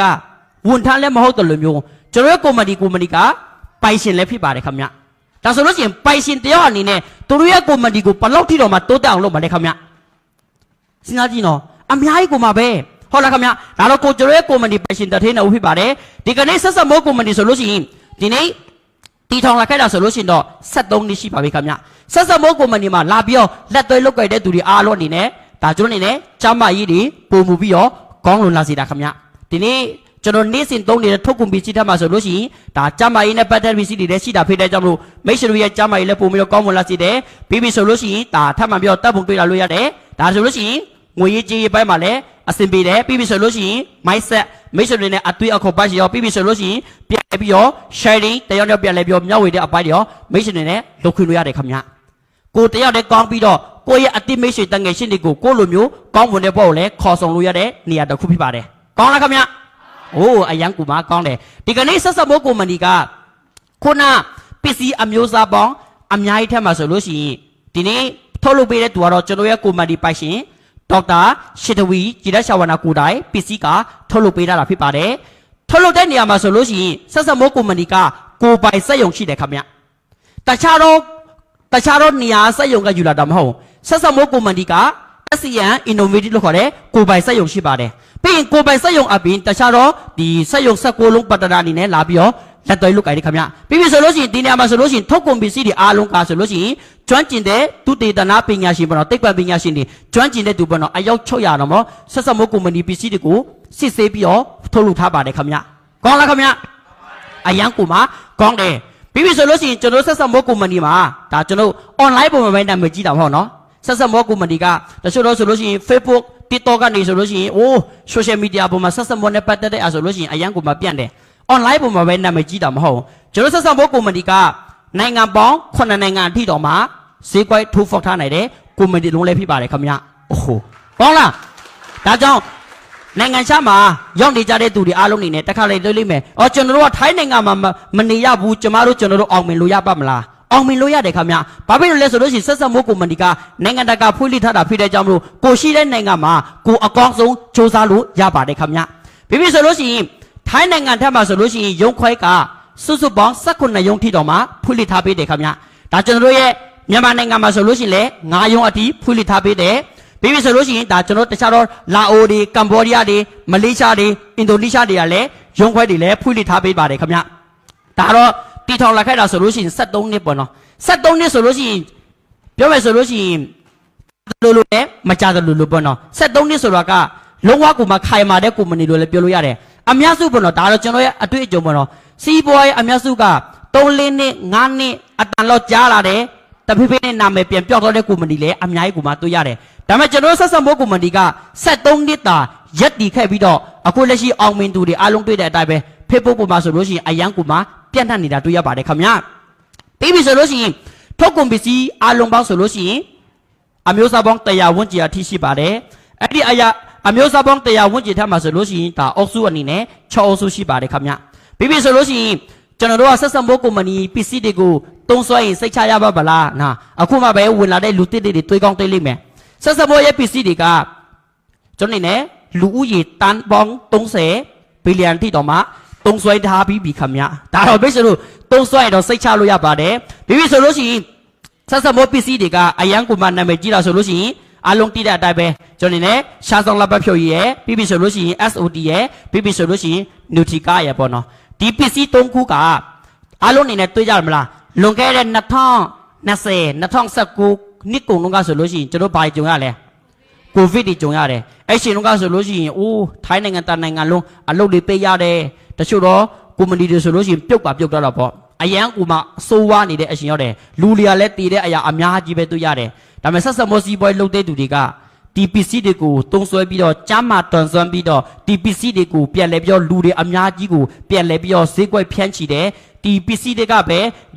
ကျမ်းမာရေးတွေကောင်းကိုဗစ်တွေကူတာကာကွယ်နိုင်ပြီးတော့ဒီနေ့ဆက်ဆံမောကုမ္ပဏီမှာလက်သွဲလုပ်ခဲ့တဲ့အများကြီးကိုမှအောင်မြင်တာတွေ့ရပါတယ်ခင်ဗျာဒါကြောင့်အင်မတန်ကိုမှအရန်ကိုမှကောင်းတယ်ဒါတော့ဆက်ဆံမောကုမ္ပဏီရဲ့6အုပ်စုထက်မှာဆိုလို့ရှိရင်ဒါကျွန်တော်နေ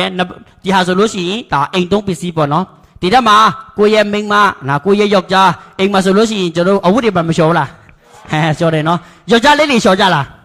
လျှော်တယ်နော်ဒါကတော့စပ်ပြန်မုတ်တွေလည်းရှိတယ်ဒါအများကြီးပေါ့နော်ပြီးပြီဆိုလို့ရှိရင်ဒါတော့အလားအပါနဲ့ပတ်သက်တဲ့ထုတ်ကုန်လည်းရှိတယ်ပြီးပြီဆိုလို့ရှိရင်ဒါတော့ကျမ်းမာရေးနဲ့ပတ်သက်တဲ့ထုတ်ကုန်တွေလည်းရှိတယ်ပြီးပြီဆိုလို့ရှိရင်တကူရီတုံးထုတ်ကုန်ရှိတယ်ပြီးပြီဆိုလို့ရှိရင်ဒါရေနဲ့ပတ်သက်တဲ့အပိုင်းတွေလည်းရှိမယ်ပြီးပြီဆိုလို့ရှိရင်ဒါတော့ကျွန်တော်တောင်တူလေဓမ္မတွေအတွက်တုံးတဲ့ထုတ်ကုန်ရှိတယ်ဒီနေ့မှာဆိုလို့ရှိရင်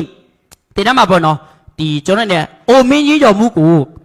ဒီနေ့နေကွေးရှင်တို့ပါလာတချို့လူဆိုလို့ရှိရင်အတက်နဲ့မလိုက်အောင်တချို့တော့ဆိုလို့ရှိရင်အိုတယ်မလားခင်ဗျကျွန်တော်ဆိုလို့ရှိရင်အရင်ကထက်ဒီထက်အိုတယ်နော်တကယ်ပြောတာကျွန်တော်တို့အလုတ်ကျန်းလုတ်တယ်ပင်မလုတ်တယ်မရှောင်ဘူးပတ်ဆိုင်ရဖို့အတိကဆိုတော့ကျွန်တော်တို့ကိုဂယုမဆိုင်ရောပေါ့အတက်ငယ်ပြီမဲ့လေဒါပေမဲ့အတက်ကြီးပိုင်းဖြစ်တယ်လို့ခံစားရတယ်ပေါ့နော်ဒါပေမဲ့ဒီနေ့ဆက်ဆံဖို့ကုမ္ပဏီမှာအဲ့လိုမျိုးပေါ့အတက်ကငငယ်လေးပဲရှိသေးတယ်အတက်ကြီးတွေဖြစ်စီပေါ့နော်ကျွန်တော်ကတော့မအိုချင်ဘူးအတအရေးပိုင်းမှာပြီးပြီးမျက်နှာပိုင်းဆရာမှာပြန်လဲပြီးတော့နှုတ်ပြလန်းဆန်းချင်တယ်ဆိုလို့ရှိရင်ဆက်ဆံဖို့ကုမ္ပဏီမှာရှိပါတယ်ခင်ဗျဘေဘီဆိုလို့ရှိရင်ထပ်မှန်ပြီးတော့ကျွန်တော်နေနဲ့ကြားမရေးနဲ့ပတ်သက်တဲ့အပိုင်းပေါ့ဒီနေ့တချို့လူဆိုလို့ရှိရင်မျိုးရိုးပီဇာပါလာတဲ့ယောဂါတွေရှိတယ်ပြီးပြီဆိုလို့ရှိရင်အိမ်မှာဖြစ်နေတဲ့ဒါယောဂါတွေရှိတယ်ကိုယ့်ရဲ့ယောဂါတွေပတ်သက်တဲ့အပိုင်းတွေလည်းဒါဆက်ဆံဖို့ကုမ္ပဏီမှာကူတာလို့ရတယ်ဒါတချို့တော့ထုတ်ကုန်တွေလည်းရှိတယ်ပြီးပြီဆိုလို့ရှိရင်ဒါထပ်မှန်ပြီးတော့ဒီထုတ်ကုန်ပစ္စည်းအမျိုးမျိုးပေါ့နော်ပြီးပြီဆိုလို့ရှိရင်ဒါကတော့ကျွန်တော်နေနဲ့အာကာဇာနော်အာကာဇာလုပ်နေတဲ့သူပြီးပြီဆိုလို့ရှိရင်ဒါမလေးကျင်ခန်းလုပ်နေတဲ့သူတို့ပေါ့နော်ဒါအစတစ်ဖြစ်ကိုတုံးဆွဲရမယ့်ထုတ်ကုန်တွေလည်းရှိပါတယ်ဒါဆိုလို့ရှိရင်တနေရာထဲကမစုံနေဘူးလားစုံနေရောပဲဟုတ်တယ်မလားဒီထုတ်ကုန်ပစ္စည်းတွေအများကြီးကိုမိတ်ဆွေနေနဲ့ပြန်လဲပြီးတော့ဈေးကွက်တွေဖြန့်ချီလို့ရပါတယ်ဒီနေရာမှာဆိုလို့ရှိရင်ဒါလာပြီးတော့ထုတ်ကုန်ပစ္စည်းတွေမှာဆိုလို့ရှိရင်ဒါစေးရောင်းတော်အနေနဲ့လာပြီးတော့လုတ်ကင်လို့ရတယ်ပြန်လဲပြီးတော့မြဝေလို့လည်းရတယ်ထုတ်ကုန်ပစ္စည်းတွေလာပြီးတော့ဝယ်ယူသုံးစွဲလို့လည်းရတယ်စီးပွဲအနေနဲ့လည်းပြန်လဲပြီးတော့ချက်ချင်လို့ရပါတယ်ခင်ဗျဒါကြောင့်ဒီကနေ့ဆက်ဆံမိုးကုမ္ပဏီမှာလာရောက်ပြီးတော့လက်သွေးလုတ်ကင်နေတဲ့သူတွေအားလုံးနေနဲ့မအောင်မှာကိုလည်းမိတ်ဆွေတို့စိုးရိမ်ချာမလို့ခင်ဗျနော်တင်းနေရာမှာဆိုလို့ရှိရင်ကျွန်တော်ဆိုလို့ရှိရင်ဟိုးအစတုန်းကတခါတလေတွေးဖိခဲ့တယ်ဒီနေ့ဒီစီးပွဲမှာဆက်ဆက်မိုးဆိုလို့ရှိရင်ကျွန်တော်အရင်ကတခါမှမကြောက်ဘူးမျက်စိတော့မှလည်းမင်းလည်းမမြင်ဘူးဘာမှလည်းမသိဘူးဘာမှမသိတဲ့သူကြောင့်အနေနဲ့apply တွေပြောတဲ့အရာတွေဆိုလို့ရှိရင် apply ရတင်တော့ဝင်ဆိုလို့ရှိရင်ဝင်လိုက်တာပဲပြီးပြီဆိုလို့ရှိရင်ခေါင်းဆောင်တွေပြောတဲ့အရာဆိုလို့ရှိရင်လည်းပြောတဲ့အတိုင်းပဲလိုက်လုပ်သွားတယ်အဲ့လိုနဲ့ပဲအောင်မြင်လာခဲ့တာခင်ဗျ ဒါကြောင့်မိတ်ဆွေတော်နဲ့တခါလေးကျွန်တော်တို့အောင်မင်းနဲ့ပတ်မလားဘုနော်အောင်မင်းနဲ့ပတ်မလားကျမတို့မှာမတော်ဘူးလေကျမတို့တိုင်းသားကျွန်တော်လည်းတိုင်းသားပါပဲခင်ဗျကျွန်တော်တော့ရှမ်းတိုင်းသားအစဆိုလို့ရှိရင်မြန်မာစကားအများကြီးလည်းမပြောတတ်ဘူးပြီးရင်ပို့ဆိုတာကကျွန်တော်ပြောတာဆိုမြန်နေရောပဲကျွန်တော်မြန်မာလိုပြောတယ်တချို့မြန်မာဆိုနားမလဲဘူးအဲ့လိုပြီးကျွန်တော်ရဲ့ apply တွေဆိုလို့ရှိရင်သူတို့နားလေဖို့ဆိုလို့ရှိရင်ကျွန်တော်က9ခါတော့ပြောရတယ်အဲ့လိုမျိုးပေါ့နော်အရင်ဆိုးတယ်အောင်မင်းနဲ့ပတ်မလားလို့ကျွန်တော်တွေးခဲ့တယ်ဒါပေမဲ့နောက်ဆုံးတော့ဒီနေရာမှာဆိုလို့ရှိရင်အဖွဲ့အစည်းကောင်းရှိတယ်ခင်ဗျဒီနေ့ဆက်ဆက်မိုးကိုမဒီမှာကိုပေအရာကိုမတော်တယ်လေပေအပိုင်းကိုမတော်တယ်လေကျွန်တော်နေဖြည့်ဆွဲပေးမဲ့သူရှိတယ်ကျွန်တော်တို့ကပြတော့ဘင်ကိုဗီဇပေါ့နော်ငါအရန်အောင်မင်းရှင်တယ်ဘာဖြစ်လို့လဲဆိုလို့ရှိရင်ကျွန်တော်တို့အားလုံးနဲ့ကိုစီအိမ်မက်တွေမရှိဘူးလားအိမ်မက်တွေရှိတယ်ရီမတ်ချက်တွေရှိတယ်ကိုစီကိုရဲ့မိဘတွေကိုကောင်းကောင်းမွန်မွန်ထားရှင်တယ်ဟုတ်တယ်မလားကိုမိန်းမရှိတဲ့သူဆိုလို့ရှိရင်ကိုရဲ့မိန်းမတွေကိုဒီချိန်မှာစိတ်မကြီးအောင်ပတ်စံတွေများများလေးမထောက်ပံ့ပေးရှင်ဟုတ်လားထောက်ပံ့ပေးရှင်မှာပဲကိုရှိရတဲ့သူတွေနဲ့အစင်ပြေပြေနဲ့နေရှင်မှာပဲဟုတ်တယ်မလားဒါအဲ့ဒီအရာတွေပြေဝဖို့အတွက်ကကျွန်တော်တို့ဒီနေ့ခေတ်ဆိုလို့ရှိရင်ဝင်ငွေတလားနဲ့ကျွန်တော်ရက်တီလို့မရတော့ဘာဖြစ်လဲဆိုလို့ရှိရင်ပုံမပြီးတော့ကောင်းမွန်တဲ့ဘဝတီတို့ခေတ်ချစ်ကြီးကလာမှာကျွန်တော်အောင်မရှင်တယ်ဆိုလို့ရှိရင်ဝင်ငွေတလားနဲ့ရက်တီလို့မရဒါပေမဲ့ဆက်ဆက်မိုးကွန်မတီမှာလာပြောပြီးတော့လက်သွဲလုတ်ကင်မယ်ဆိုလို့ရှိရင်ကိုတို့အောင်မြင်မှုတွေရရှိနိုင်တယ်ဘာလို့လဲဆိုလို့ရှိရင်ဒီနေ့ဒီအဖွဲ့အစည်းကောင်ရှိပါတယ်ဘာလို့လဲဆိုလို့ရှိရင်ကို supporting ပေးမဲ့သူရှိတယ်ကိုယုံကြည်မှုပေးမဲ့သူရှိတယ်ကိုအားအင်ဘလန်ပေးမဲ့သူရှိတယ်ကိုမလုတ်တတ်တဲ့အပိုက်တွေကိုကိုဆွဲခေါ်ပေးမဲ့သူရှိတယ်ကိုလမ်းပြပေးမဲ့သူရှိတယ်ကိုဒီနေ့ဒီစီးပွဲမှာအကြံအဉာဏ်ပေးမဲ့သူတွေအများကြီးပဲရှိတယ်ခင်ဗျမိတ်ဆွေတို့အားလုံးနေနဲ့ကိုအောင်မြင်မှုအစစ်အမှန်ကိုတကယ်လို့ချင်တယ်ဆိုလို့ရှိရင်ဆက်ဆက်မိုးကွန်မတီမှာမြန်မာနိုင်ငံသူမြန်မာနိုင်ငံသားလက်ရှိဒီကွန်မတီနဲ့လက်သွဲလုတ်ကြပြီးတော့ဘဝပြောင်းလဲနေတဲ့တာရင်သူတိုင်းသားတွေအများကြီးပဲရှိတယ်ဒါကြောင့်မကောင်းဘူးလားခင်ဗျဒါမိတ်ဆွေတို့အားလုံးနေနဲ့ကိုလာရောက်ပြီးတော့လေးလာတဲ့နေရာကမိတ်ဆွေတို့မှန်ပြီခင်ဗျပြီးပြီဆိုလို့ရှိရင်မိတ်ဆွေနဲ့စက်ကိုရင်ခဲ့ဘူးလားကျွန်တော်တို့တီထမကကောင်းမွန်တဲ့ဘဝလေးပိုင်ဆိုင်ကောင်းမှာပဲဆိုပြီးစိတ်ကိုရင်ခဲ့ဘူးလားငါတီထမကဝင်ငွေလေးဆက်လက်ပြီးတော့များများလေးတိုးလာရင်ကောင်းပါလားတွေးဘူးလားခင်ဗျမိတ်ဆွေတို့စိတ်ကိုရင်ခဲတဲ့အရာတွေအားလုံးဟာဒီကနေ့အကောင်အထည်ဖော်လို့ရပြီခင်ဗျမိတ်ဆွေတို့ရဲ့မိတ်ဆွေတို့ဖြစ်ရှင်တဲ့အရာအားလုံးကိုအတင်းအဖွဲ့ကပန်းပိုးကူညီသွားပေးမယ်မိတ်ဆွေတို့ကဘာလို့ရမလဲဆိုလို့ရှိရင်ယုံကြည်နဲ့လိုက်လို့ယုံကြည်နဲ့လိုက်ကြိုးစားဒါဆိုဆက်ဆက်ဖို့ကိုမတီကသူများလဲအောင်မြင်တယ်လို့မျိုးမိတ်ဆွေတို့ကလည်းဒီနေရာမှာအောင်မြင်မှုတွေရရှိမှာဖြစ်ပါတယ်ခင်ဗျာโอเคဒါဆိုလို့ရှိရင်ဒီကနေ့အခုလာရောက်ပြီးတော့လေးလာနေကြတဲ့သူတွေအားလုံးအနေနဲ့ဒါခုနကတည်းကဆိုလို့ရှိရင်ဒါထုတ်ကုန်ပစ္စည်းတွေအများကြီးပဲရှိတယ်ဒီနေ့မိတ်ဆွေတို့ကျမ်းမာရေးနဲ့ပတ်သက်ပြီးတော့မေးရှင်တဲ့လူတွေရှိလားပြီးပြီဆိုလို့ရှိရင်ဒီနေ့စီးပွားဝင်ငွေတွေရလက်တွေရရှိစေဖို့အတွက်ပတ်သက်တဲ့အရာသိရှင်တဲ့လူတွေရှိလားဒီကနေ့နောက်ထပ်အပိုင်ရှိသေးတယ်အဲ့ဒါကဒီနေ့ဆက်ဆက်မိုးကွန်မတီမှာ9နှစ်တာအတွေ့အကြုံရှိပြီးတော့လက်ရှိမှာတလားကို3ခွဲပတ်နဲ့မြန်မာငွေ350ဝန်းကျင်ထိအောင်မြင်နေတဲ့လီတာကြီးအကိုဆရာလင်းကဒီမိတ်ဆွေတို့တိရှင်တဲ့အရာကိုပြက်လဲပြောဖေချာတော့ပေးမှာဖြစ်ပါတယ်ခင်ဗျာโอเคနော်ဒီနေ့ဝါအောင် project ကကြီးစုနေကြတဲ့သူတွေအားလုံးကလည်းကိုတို့ကျမကြီးနဲ့ပတ်သက်ပြီးတော့မေးရှင်တဲ့လူတွေရှိလဲဆိုလို့ရှိလဲရေးလာလို့ရတယ်စီးပွားရေးနဲ့ပတ်သက်ပြီးတော့မေးရှင်တဲ့လူရှိတယ်ဆိုလို့ရှိလဲမေးလာလို့ရတယ်ဒါဆိုလို့ရှိရင်အစင်တစ်တင်ရဖို့တော့ဖြစ်ပြီလားโอเคဖြစ်ပြီလားခင်ဗျโอเคအဝေးကလူတွေရောတင်ရဖို့အတွက်အစင်တစ်ဖြစ်ပြီလားဘာလို့လဲဆိုလို့ရှိရင်ဒီကနေ့မေးရှင်တို့အချက်အလက်ကြနဲ့ဒီနေ့ဒီစီးပွားရေးမှာအောင်မြင်နေတဲ့သူကဥကတိမမကမိတ်ဆွေတို့ကိုတိကျဘလောက်တိအောင်မှအကျိုးခံစားခွင့်ရတယ်လေဒီကွန်မတီနဲ့လက်သွဲလုတ်ကင်မယ်ဆိုလို့ရှိရင်ဘလောက်တိအောင်မှဘဝတွေပြောင်းလဲသွားနိုင်လဲဆိုတာကိုမိတ်ဆွေတို့ရဲ့ message ထဲမှာမြင်တော့အောင်ဒီကနေ့အကောင်အထည်ဖော်ပြီးတော့မိတ်ဆွေတို့ကိုရှင်းပြသွားမှာဖြစ်ပါတယ်ခင်ဗျာโอเคတော့လို့အခုဒီကနေ့ဒါကြီးပွားရေးပတ်သက်ပြီးတော့လာပြီးတော့အကြံပေးမဲ့လီတာကြီးစဖိုးရရတို့ရှိကိုစရာလေးကိုရော်တယ်ဆိုတဲ့စီမီကိုဖက်ခေါ်ရတယ်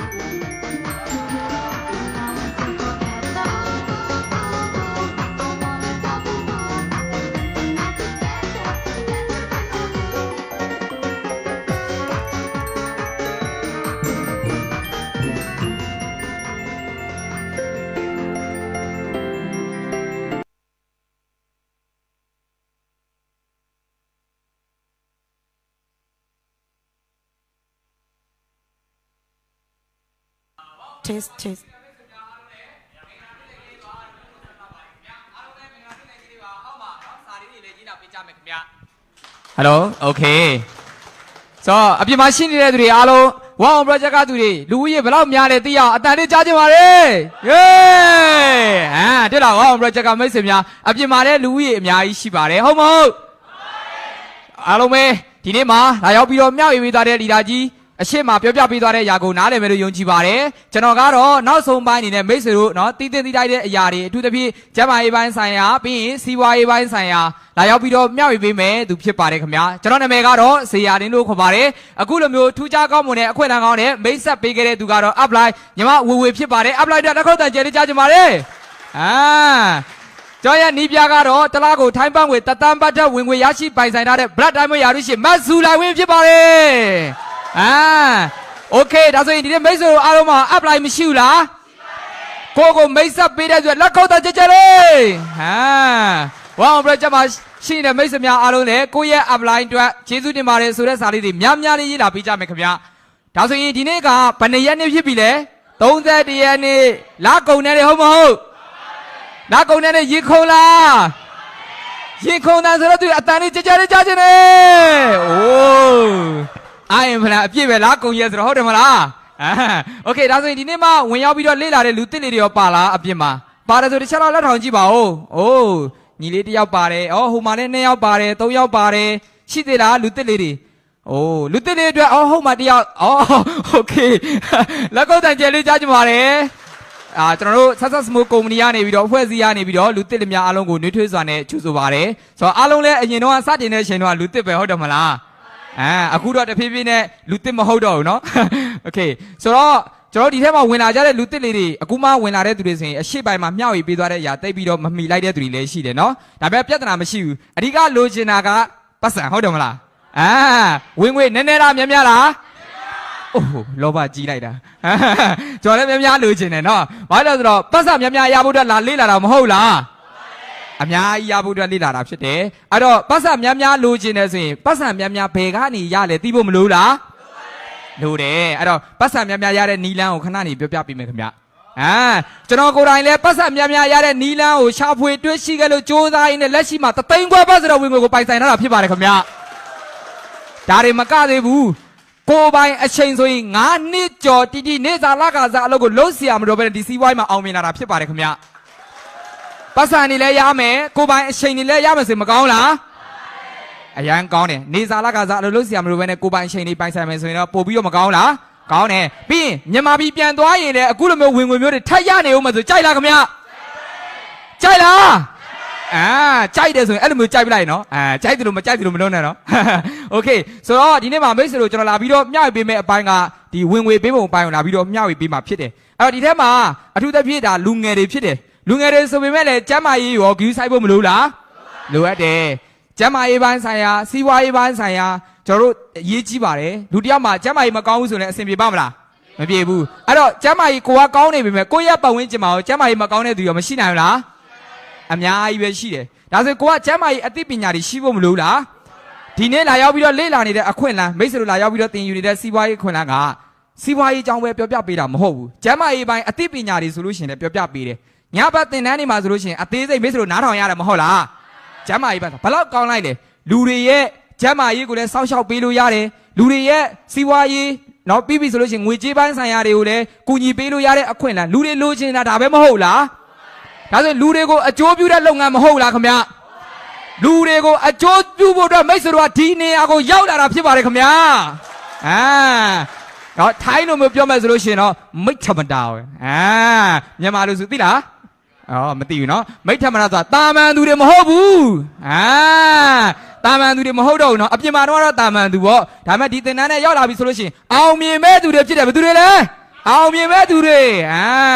โอเคဒါဆိုရင်ဒီနေ့မိတ်ဆွေတို့လာရောက်ပြီးတော့လေ့လာနေတဲ့စီးပွားရေးခွင်လမ်းမှာအခုမှဝင်လာတဲ့လူတစ်လေးတွေဆိုရင်ဘယ်ကနေစတင်ပြီးတော့လှုပ်ဆောင်ရမလဲတချို့စီးပွားရေးလုပ်နေတဲ့သူတွေဆိုလို့ရှိရင်လည်းကြိုးတော့ကြိုးစားနေတဲ့ဝင်ငွေရတာနဲတယ်များများလိုချင်တယ်ဟုတ်လားခင်ဗျအဲ့တော့နားလည်ဖို့လိုအပ်တယ်ကျွန်တော်မိတ်ဆွေတို့ပြောပြပေးမယ်ကျွန်တော်လည်းလူတစ်ဘဝတော့တိတ်ပြီးတော့နားမလဲဘူးနားမလဲတဲ့အခါကျတော့ဘာဆိုနားလဲတဲ့လောက်ပဲလှုပ်တော့နည်းနည်းနားလဲဘယ်လောက်ရလဲသိတယ်မလားဒါဆိုဒီနေ့မိတ်ဆွေတို့နည်းနည်းရတာဘာလို့လဲနည်းနည်းပဲနားလဲလို့နည်းနည်းပဲလှုပ်လို့မှန်လားခင်ဗျအဲ့တော့များများနားလဲပဲများများလှုပ်ရင်များများရမယ်ယူမလား အဲ့တော့များများနားလဲအောင်ကျွန်တော်တို့အာယုံစိုက်ပြီးတော့နားထောင်သင်ယူကြမယ်အခုဆိုရင်ဆက်ဆက် small company မှာ boot up your business လို့ခေါ်တဲ့ကျွန်တော်တို့စီးပွားရေးကိုအစစ်မြင့်တင်လိုက်ပြီမိတ်ဆွေတို့တာမန်အေးစစ်စစ်ဖြည်းဖြည်းသွားလို့မရတော့ဘူးဝင်ငွေဆိုလို့ရှိရင်မိတ်ဆွေတတ်မှတ်ထားတာဘယ်လောက်လိုချင်လဲမြန်မြန်ဆန်ဆန်ယူမယ်မြန်မြန်ဆန်ဆန်ချမ်းသာမယ်မြန်မြန်ဆန်ဆန်ယူမယ်မြန်မြန်ဆန်ဆန်ချမ်းသာမယ်အဲ့လိုမျိုးပုံစံမျိုးနဲ့သွားမယ်အောင်မလားယူမလားမယူလားโอเคဆိုတော့ဒီမှာဆိုလို့ရှိရင်မိတ်ဆွေတို့အကျိုးခံစားခွင့်ပိုင်းဆိုင်ရာမှာကျွန်တော်မရှင်းပြခဲ့ရင်ဒီထဲမှာကျမအေးပိုင်းဆိုင်ရာကိုသိချင်တဲ့သူရောပါလားခင်ဗျအိုးအများကြီးပဲเนาะကျမရေးပိုင်းဆိုင်သိချင်တဲ့သူတွေရှိအဲ့တော့ဒီနေ့မှာကျွန်တော်ကအဓိကတော့စီးပွားရေးပိုင်းဆိုင်ရာကိုအဓိကရှင်းပြပေးမယ်ဒါပေမဲ့ကျမရေးပိုင်းဆိုင်ရာသိချင်တဲ့သူဆိုလို့ရှိရင်ကျွန်တော်အချိန်ပေးပြီးတော့နည်းနည်းလေးကျွန်တော်မျှဝေပေးသွားမယ်เนาะအဲ့တော့အဓိကတော့ကျမရေးပိုင်းဆိုင်ရာမှာဆိုလို့ရှိရင်အများစုเนาะတချို့ဆိုလို့ရှိရင်တယောက်ချင်းစီတယောက်နဲ့တယောက်ကတော့မတူသိချင်တဲ့ຢာတွေအများကြီးပဲရှိတယ်ဟုတ်တယ်မလားဒါပေမဲ့အဓိကကျွန်တော်ဒီနေ့မိတ်ဆွေတို့ကျမရေးအကြောင်းပြောတဲ့အခါမှာပစ္စည်းတွေမိတ်ဆွေတို့ရောင်းချင်လို့လာပြီးတော့ပြောတာမဟုတ်ဘူးနော်ဆက်သက်စမိုးပစ္စည်းတွေကကောင်းတယ်ဒီလိုမျိုးသုံးပါကျွန်တော်လာပြီးတော့တိုက်တွန်းတာမဟုတ်ဘူးအဓိကကိုယ့်ရဲ့ကျမ်းမာရေးနဲ့စောင့်ရှောက်လို့ရတယ်ဆိုတဲ့အသည့်ကိုပဲလာပြီးတော့ပေးမှာဖြစ်တယ်သုံးတာမသုံးတာကိုယ်နဲ့ပဲဆိုင်တယ်ဟုတ်လားခင်ဗျရှင်းရှင်းလေးပဲအသက်ရှည်ခြင်းသုံးတေးခြင်းမသုံးနဲ့ပေါ့ဒီတော့ပဲโอเคအဲ့တော့အသက်ရှည်ခြင်းနဲ့ကျမ်းမာခြင်းနဲ့မဟုတ်လားအဲ့တော့ဒီနေ့မိတ်ဆွေတို့အားလုံးအဓိကသိရမှာကကျမ်းမာရေးအသိပညာပိုင်းဆိုင်ရာမှာကိုကကာကွယ်ရမယ်ဆိုတဲ့အရာကိုသိရမယ်နော်ဒီနေ့လာပြီးတော့ပြောပြကုသတာမဟုတ်ဘူးကာကွယ်မှာဖြစ်ပါတယ်အဲ့တော့မိတ်ဆွေတို့အားလုံးကာကွယ်ဖို့မလိုလားချိုတင်ကာကွယ်ဖို့လိုအပ်တယ်โอเคဒါဆိုရင်ပထမအဦးဆုံးတယောက်ကျွန်တော်အနေနဲ့မေကွန်း3ခုပဲကျွန်တော်ဖြေကြားပေးမယ်နော်တူတူနဲ့လူရင်ကျမ်းမာရေးပိုင်းဆိုင်ရာဘာလို့လဲဆိုတော့နောက်နေ့တွေကြာလို့ရှိရင်မိတ်ဆွေတို့အသေးစိတ်နော်ဒီဘိုင်းမှာရှင်းပြသွားမယ်အဲ့တော့မိတ်ဆွေတို့ကျမ်းမာရေးပိုင်းဆိုင်ရာမှာ3ခုအနေနဲ့ပထမအဦးဆုံးနံပါတ်1ဘယ်သူမေးမလဲခင်ဗျဘယ်သူမေးမလဲโอเคဝါဘရကြမှာရှိနေမိတ်ဆွေများအားလုံးလည်းစာလေးရေးလာလို့ရတယ်နော်โอเคဟုတ်ကဲ့ကျွန်တော်ရဲ့ဒီ downline တယောက်ကပေါ့နော်သူကကျတော့သူ့ရဲ့ပဏိနာကတကယ်ကျန် TB ယောဂဖြစ်တယ်အဲ့ဒါမှသူကပြန်ကူးဆက်သွားတယ်ပေါ့နော်အဲ့ဒါဒီဆက်စမောရဲ့ product တွေမှာဘယ်လိုမျိုးဖြစ်ဆက်စာတွေကိုသုံးရမလဲသိချင်ပါတယ်โอเคဆိုတော့အရန်ကျေးဇူးတင်ပါတယ်လက်ခုပ်တန်းကျဲလေးကြားချင်ပါတယ်ဆိုတော့ဒီနေ့ကျွန်တော်တို့ကပြောမယ်ဆိုလို့ရှိရင်ဆရာဝန်တွေမဟုတ်ဘူးဟုတ်တယ်နော်ဒီလိုမျိုးယောဂတွေလာပြီးတော့အကြောင်းတွေကိုပြောပြပေးတဲ့အခါမှာကျွန်တော်ဆရာဝန်တယောက်လိုမျိုးအချက်လက်တိတိကျကျအသေးစိတ်ပြောနိုင်လို့ဆိုတာလွယ်ပါမလားမလွယ်ဘူးဒါပေမဲ့ကျွန်တော်တို့ကကုမ္ပဏီပိုင်ရှင်ဒေါက်တာစစ်ထွေရှီကနေပြီးတော့သင်ယူထားတဲ့ကျန်းမာရေးအသိပညာတွေတော့ရှိတယ်နော်ဒီနေ့လာပြီးတော့မျှဝေပေးတဲ့အခါမှာအဲ့တော့ခုနကလာပြီးတော့မျှပြီးတဲ့ TB ယောဂဆိုတာကသိကြတယ်ဒီနေ့ကိုယ့်ရဲ့ပတ်ဝန်းကျင်မှာ TB ယောဂလို့ကြားလိုက်ပြီဆိုလို့ရှိရင်အဲ့ဒီယောဂကဘယ်လိုပြောဇွဲရှိတဲ့သူပဲပျောက်တယ်ဇွဲမရှိတဲ့သူမပျောက်ဘူးဘာလို့လဲသိလားTB ယောဂအနည်းဆုံး6လအထက်ဆေးပုံမှန်တောက်ရတယ်မဟုတ်လားကြားဘူးလားတရက်ပြက်ရင်ပြန်တောက်အစားနေဟုတ်တယ်မလားကျွန်တော်ရဲ့အကိုတယောက်တည်းရှိတယ်ကျွန်တော်ရဲ့အကိုတယောက်ဆိုလို့ရှိရင်ကျွန်တော်ငယ်လေးတုန်းကပေါ့သူလည်း TB ယောဂဖြစ်တာတခါပြက်သွားတာတရက်ပြက်သွားတာနော်အစားနေပြီးတော့6လစီပြန်တောက်ရတယ်လုံးဝမှားလို့မရဘူးအဲ့ဒီယောဂဒါဆိုရင်အပြင်လောကမှာတော့မှဆရာဝန်တွေကျွမ်းကျင်ပညာရှင်တွေတောင်မှဒီလိုမျိုးပြက်လို့မရဘူးဆိုတဲ့ယောဂကိုဆက်ဆက်စမိုးကုမ္ပဏီမှာပျောက်အောင်ဘာတွေတောက်ရမလဲဆိုတဲ့နေရာမှာဖြေရတာတော့နည်းနည်းခက်တယ်ဒါပေမဲ့ကိုတိုင်းယုံယုံကြည်ကြည်နဲ့တောက်သွားမယ်ကြိုတင်ပြီးတော့ကာကွယ်သွားမယ်ဆိုရင်တက်တာလာလိမ့်မယ်ပျောက်တာမပျောက်တာတော့ကိုယ့်ရဲ့ပုံမှန်တောက်သုံးမှုနဲ့မူတည်တယ်ဟုတ်လားအဲ့တော့မိတ်ဆွေနားထောင်တဲ့အခါမှာဒီလိုအတွေးမျိုးလေးတော့နားထောင်ဖို့လိုအပ်တယ်နော်အဲ့တော့ TB ယောဂဆိုတာအဓိကတော့ဘာတွေဖြစ်မလဲ TB ဆိုရင်ချောင်းဆိုးမယ်ဟုတ်တယ်မလား TB ဆိုတာကကူးဆက်တတ်တဲ့ယောဂတစ်မျိုးပဲဟုတ်တယ်နော် TB ယောဂကကူးဆက်တဲ့ယောဂတစ်မျိုးပဲ TB တွေကဘယ်ကကူးဆက်မလဲသူ့ရဲ့နော်တတွေးတွေတလိပ်တွေဟုတ်လားပြီးရင်သူ့ရဲ့ဒီအသက်ရှူလမ်းကြောင်းတွေချောင်းဆိုးတာချောင်းဟိုးတာဒါတွေအားစကူးဆက်တတ်တယ် TB ယောဂရှိတဲ့အိမ်တွေမှာဆိုလို့ရှိရင်ရေအတူတူပေးမတော့ဘူး TB ယောဂရှိတဲ့သူဆိုလို့ရှိရင်တတ်ပကံစဲစားရတယ်တတ်အဲ့လိုမျိုးထီတောင်မှဆိုးရွားတယ်ကူးဆက်လွယ်တယ်အရန်သူ့ရဲ့ပြန့်နှံ့မှုနှုန်းကအရန်မြင့်မားတယ်သူ့ရဲ့ virus ပြန့်နှံ့မှုနှုန်းကအရန်မြင့်မားတယ်အဲ့တော့ TB ယောဂနဲ့ပတ်သက်လာပြီဆိုလို့ရှိရင်အဓိကသူ့ရဲ့ပထမဆုံးနံပါတ်1ကတော့သူ့ရဲ့ခုခံအားလူတယောက်မှာကိုခံအားခုခံအားမကောင်းဘူးဆိုလို့ရှိရင်တော်ရုံတယုံခု TB မဖြစ်တဲ့သူတောင်မှအဲ့နာသွားနေတယ်ဆိုရင်အော်တိုဖြစ်ဖို့လွယ်တယ်ကူးဆက်လွယ်တာဟုတ် virus က तू ကဘသူအားနေနေတယ်အားနေတဲ့သူရှိသူ तू ကပြေးခွေတာပဲပြေးဝင်တာပဲအဲ့တော့ကိုအားနေလို့လည်းမရဘူးအဲ့တော့ TB ယောဂပိုင်ဆိုင်ထားတဲ့သူကအများစုကအားနေတဲ့သူတွေဖြစ်တယ်အားနေတဲ့ဆိုခုခံအားနေတဲ့သူတွေဖြစ်တယ်တာမန်အမြင်ရဆိုလို့ရှိရင်လူတယောက်မှာခုခံအားဘယ်လောက်ရှိတယ်ဆိုတော့ကြီးလို့ရလားခင်ဗျမရဘူးခန္ဓာကိုယ်ကြီးတိုင်းခုခံအားကြီးတယ်လို့ပြောလို့ရလားမရဘူးခန္ဓာကိုယ်ကြီးတိုင်းခုခံအားကြီးတာမဟုတ်ဘူးအဲ့တော့လူတယောက်ရဲ့ခုခံအားဆိုတာကတော့သူ့ရဲ့နော်ပြောမှဆိုခန္ဓာရည်စွမ်းနေဒါတွေနဲ့ဆိုင်တယ်အဲ့တော့အရေးကြီးဆုံးက Success Smoke ကုမ္ပဏီမှာခုခံအားနဲ့ပတ်သက်လာပြီဆိုလို့ရှိရင်အများစု ဘာလို့သိထားလဲဘာပစ္စည်းလို့သိထားတယ်မိတ်ဆွေကြားဘူးတဲ့ SOD ကြားဘူးလားမသိဘူးလူတစ်လေးဆိုတော့မကြားဘူးမှတ်ထားလို့ရတယ်နော် SOD မောပြီးရင် Nutri ကနော်ဒါတွေအားဆိုလို့ရှိရင်ခုခံအားအတွက်အဓိကတော့ကိုခံအားကောင်းဖို့အတွက်အဓိကအထောက်အကူပြုတဲ့ကျန်းမာရေးဖြစ်စွက်ဓာတ်စာတွေဖြစ်တယ်ကျွန်တော်တို့ဆက်သက်စမိုးကုမ္ပဏီမှာ TB ယောဂဖြစ်လို့ဒီတစ်လုံးတောက်ရင်ပျောက်တယ်ဆိုတာမရှိပါဘူးဘယ်ဆေးမှမရှိဘူးတစ်လုံးနဲ့ဆွမ်းနေစေဟုတ်လားခင်ဗျအဲ့တော့ဆက်ပြီးတော့တောက်ရမယ်အခုပြောပြပေးသွား2မျိုးရှိသွားပြီနော်ပြီးရင်အဓိကသူကချောင်းဆိုးတက်တဲ့ယောဂဖြစ်တယ်လေချောင်းရတာချောင်းဆိုးတာအဓိကသူရဲ့အသက်ရှူလမ်းကြောင်းပိုင်းဆိုင်ရာဖြစ်တာဖြစ်တဲ့အတွက်မဖြစ်မနေရတော့ Aspira Plus ခြားတောင်းဖြိုရည်ခြားတောင်းဖြိုရည်နော်ခုနက SOD Nutri ကခြားတောင်းဖြိုရည်ဒီ3ခုအရေးဆုံးအရေးကြီးတယ်နော်ပြီးရင်သူ့ရဲ့ဘယ်လိုလဲ Phytowave Probiotic သိလားခင်ဗျPhytowave Probiotic သူဟာဆိုလို့ရှိရင်လေခုနကဒီအသက်ရှူလမ်းကြောင်းပိုင်းဆိုင်ရာမှာအရန်ကောင်းတယ်ကြားဘူးတယ်မလား Phytowave Probiotic လေ Phytowave မဟုတ်ဘူးเนาะ Phytowave Probiotic အဲ့တော့ကျွန်တော်ကတော့အခုလောလောဆယ်ဒီအခုအတွက်ဒီ TB ယောဂအတွက်ဒီ၄မျိုးကိုကျွန်တော်အဓိကထားပြီးတော့ညွှန်းကျင်တယ်အဲ့တော့ဒီဟာကကျွန်တော်ပြပြပေးချင်တာကတော့ပြောင်းမယ်တေးချတယ်ကျွန်တော်အမမခံဘူးเนาะဘာလို့လဲဆိုလို့ရှိရင်ပုံမှန်တောက်သွားမယ်ဆိုရင်ဘာဖြစ်လာမလဲတီးတတာလာမယ်ပြီးရင်တော့ကိုကြိုးသားမှုပေါ်မှာတောက်တဲ့ပေါ်မှာမူတည်တော့ပျောက်ကင်းလာမယ်ဟုတ်ပြီလားကိုရဲ့ဇွဲရှိမှုပေါ်မှာမူတည်တာပေါ့เนาะအဲ့တော့များများတောက်ရင်များများပျောက်မယ်โอเคလားโอเคကိုရဲ့ပတ်ဝန်းကျင်မှာရှိတဲ့သူတွေဆိုရင်လည်းပြန်နေပြီးတော့ဒါလေးလက်ဆင့်ကမ်းပေးပါโอเคဟုတ်ပြီနောက်ထပ်တစ်ယောက်โอเค ဟုတ်လို့မင်္ဂလာပါဗျာကျွန်တော်နာမည်ကတော့ကိုမျိုးသူလို့ခေါ်ပါတယ်เนาะကျွန်တော်သိချင်တာကတော့အကျော်နဲ့ပေါ့ကျွန်တော်ကိုယ်တိုင်ခံစားရတယ်တနည်းအားဆိုတောက်ကြနေရပါလေ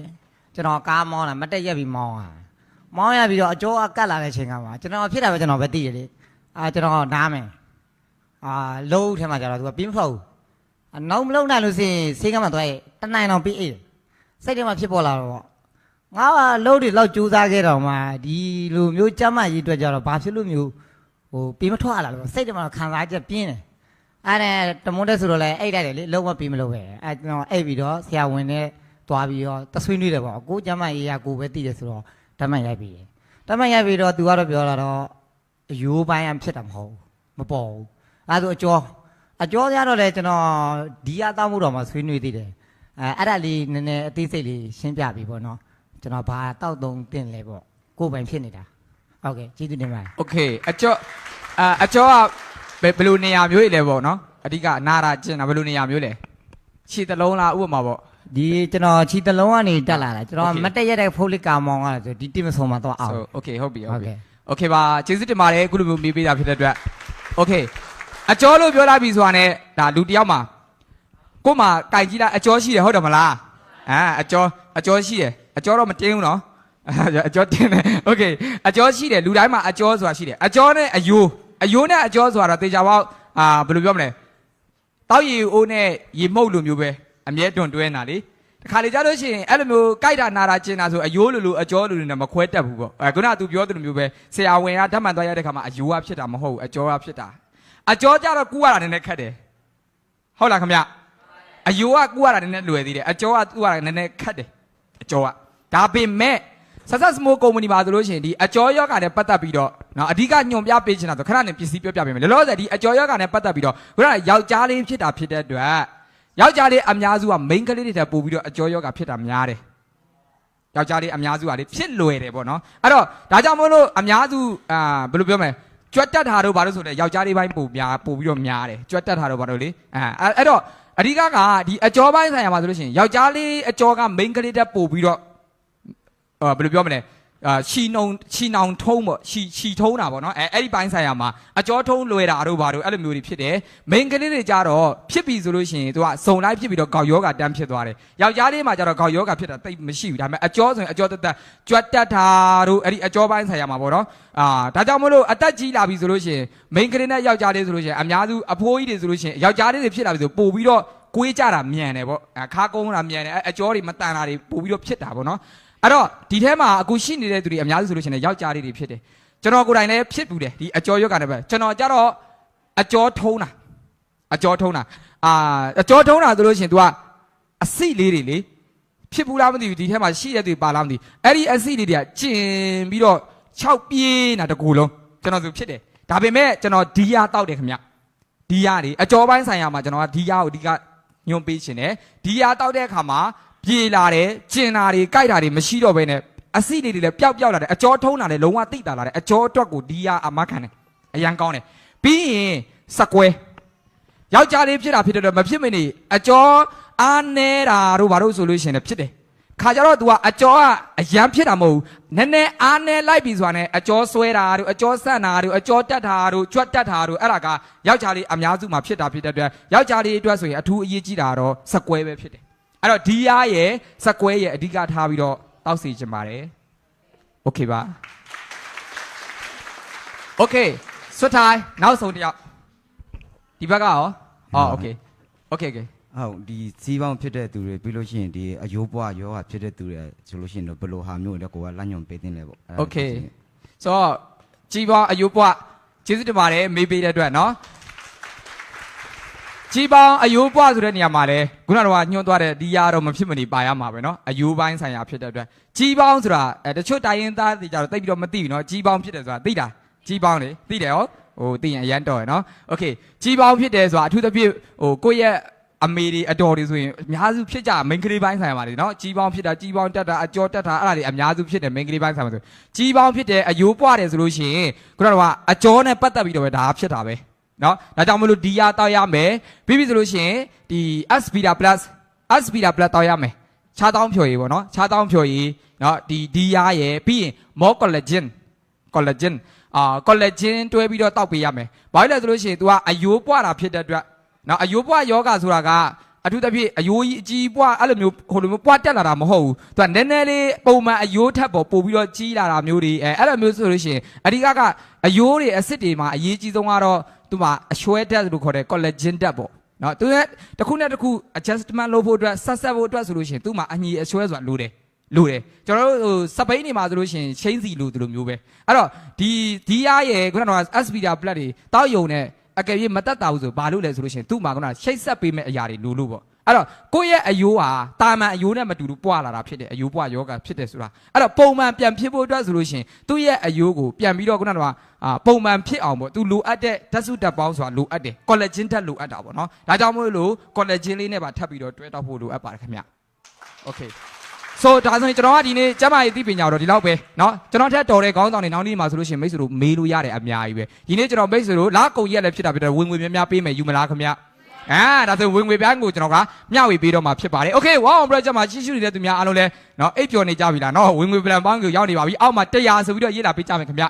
ျဟုတ်ကဲ့ဒါဆိုရင်ဝင်ငွေပေးပါမယ်ဆိုလို့ရှိရင်ခုနကတော့ပြောပြပေးသွားတဲ့ပစ္စည်းတွေအောက်မှာကိုကဝယ်ယူစားသုံးချင်တာပဲဖြစ်ဖြစ်ကိုယ့်ရဲ့ပတ်ဝန်းကျင်မှာကိုယ့်ရဲ့ဒေါင်းလိုင်းလေးတွေပစ္စည်းတွေကိုဝယ်ချင်တာပဲဖြစ်ဖြစ်ဝယ်ယူတဲ့အခါမှာကျွန်တော်တို့ရွေးချယ်ခွင့်တွေပေးပြီးတော့ဝယ်ယူခွင့်ရှိပါတယ်အဲ့တော့ပထမဦးဆုံးနံပါတ်1အနေနဲ့ကိုကစားသုံးသူအနေနဲ့စားသုံးသူဆိုတာကတော့ပစ္စည်းကိုဝယ်ယူစားသုံးတဲ့သူအနေနဲ့ဝယ်ပြီးတော့သုံးချင်တယ်ဆိုလို့ရှိရင်ရွေးချယ်စရာ2ခုရှိပါတယ် C လို့ခေါ်တဲ့ customer သူကတော့ customer တာမန်ရိုးရိုး customer စားသုံးသူမိတ်ဆွေတို့ရွေးချယ်လို့ရတယ်နော်အသင်းဝင်ကြီးလုံးဝပေးစရာမလိုဘူးဖရီးဝင်လို့ရတယ်အလကားဝင်လို့ရတယ်ပစ္စည်းတွေကိုသူကမန်ပါဈေးဆိုတာတော့အသင်းဝင်ဈေးနဲ့မန်ပါဈေးအတိုင်းပဲဝယ်ယူခွင့်ရရှိမယ်အကယ်၍ဆိုတာပစ္စည်းပဲဝယ်ချင်တယ်ဆိုလို့ရှိရင် C လို့ခေါ်တဲ့ customer အခမဲ့ဝင်ပြီးတော့ရွေးချယ်လို့ရပါတယ်နောက်တဲ့ C plus ဆိုတာတော့သူကအထူး customer VIP ဖြစ်သွားပြီသူဆိုလို့ရှိရင်တော့100ဘတ်နဲ့အသင်းဝင်ပြီးတော့ပစ္စည်းတွေကိုမန်ပါဈေးအတိုင်းပဲဝယ်ယူလို့ရတယ်အဲ့တော့ဒီမှာကျတော့ C plus မှာကျတော့အတာချက်ကပါလဲဆိုလို့ရှိရင်သူကပစ္စည်းဝယ်လိုက်တဲ့မှာအမှတ်ဆိုတာပါတယ်အဲ့ဒီအမှတ်တွေကိုကိုကစုဆောင်ထားလို့ရပါတယ်ခင်ဗျနော်ဒါတော့အသင်းဝင်ကြီး100ဘတ်မိတ်ဆွေတို့ရွေးချယ်လို့ရတယ်နားလေလားအခု20ရနားလေလားခင်ဗျနားလေနော်โอเคနောက်တဲ့ကိုကအသင်းဝင်နော်တရားဝင်အသင်းဝင်ပြီးတော့ဈေးကွက်ဖြန့်ရှိမယ်ဈေးရောက်မယ်သို့မဟုတ်စီးပွားရေးလုပ်မယ်ဆိုလို့ရှိရင် M လို့ခေါ်တဲ့ member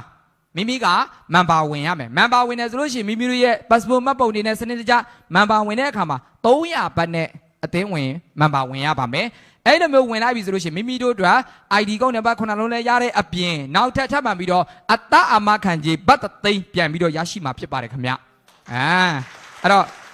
ဒါအပြင်မိတ်ဆွေတို့အမှတ်တွေကိုလည်းခုနကဝယ်ပြီးတော့တဖြည်းဖြည်းနဲ့ကိုကနော်စီးပွားရေးသမားတယောက်ဖြစ်အောင်စုဆောင်သွားလို့ရတယ်ဝယ်သွားလို့ရတယ်အဲ့တော့ဒီမှာဆိုလို့ရှိရင်100ရဲ့အလကားရဲ့100ရဲ့300ရဲ့ကွာတော့ကွာတယ်200နော်ဒါပေမဲ့မတော်တဆအက်ဆီဒန့်ဖြစ်ပြီးတည်သွားရင်ဒီမှာ3သိန်းမြတ်မယ်ဘယ်လောက်ကြံမလဲတွက်ကြည့်ပေါ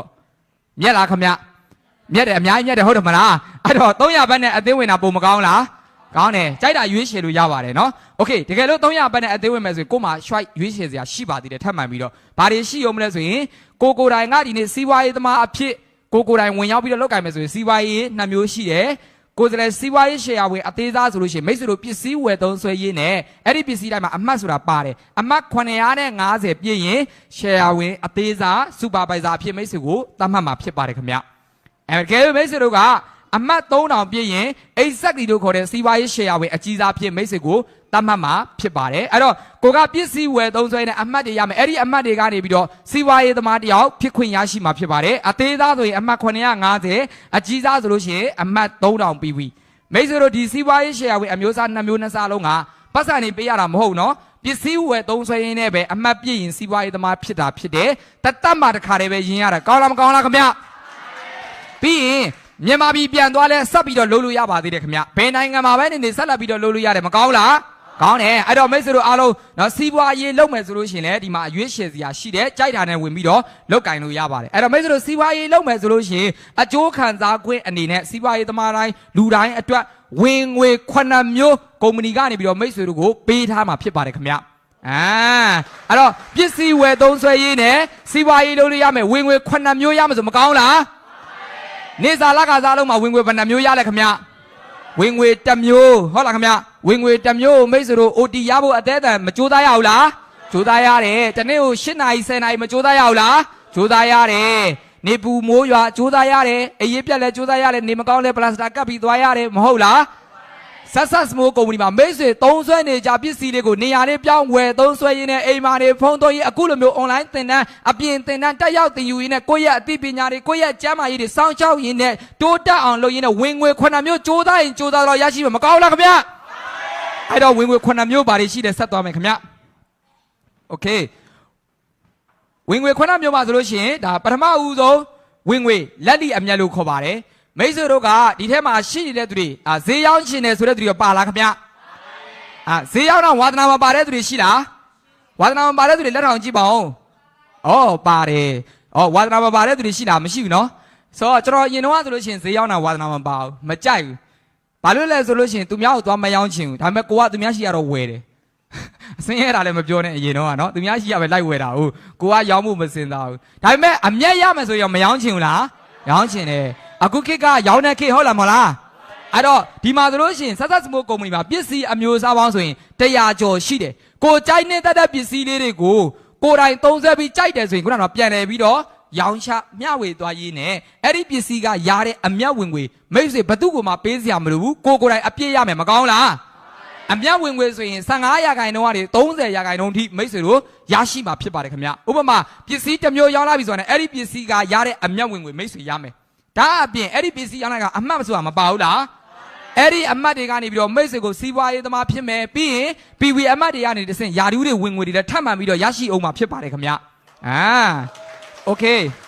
ပြီးရင်နောက်တဲ့နံပါတ်2ကတော့ cashback bonus လို့ခေါ်ပါတယ်ဒါကတော့မိတ်ဆွေရဲ့ဝယ်တဲ့ပစ္စည်းပေါ်မှာမူတည်ပြီးတော့အမှတ်ပေါ်မှာမူတည်ပြီးတော့ပြန်လည်ပြီးတော့အမ်းပေးတဲ့ဝင်ငွေဖြစ်ပါတယ်ပြောမှဆိုရင်ပစ္စည်းဝယ်သုံးဆွဲနဲ့ပတ်စံပြန်ရမယ်ခင်ဗျ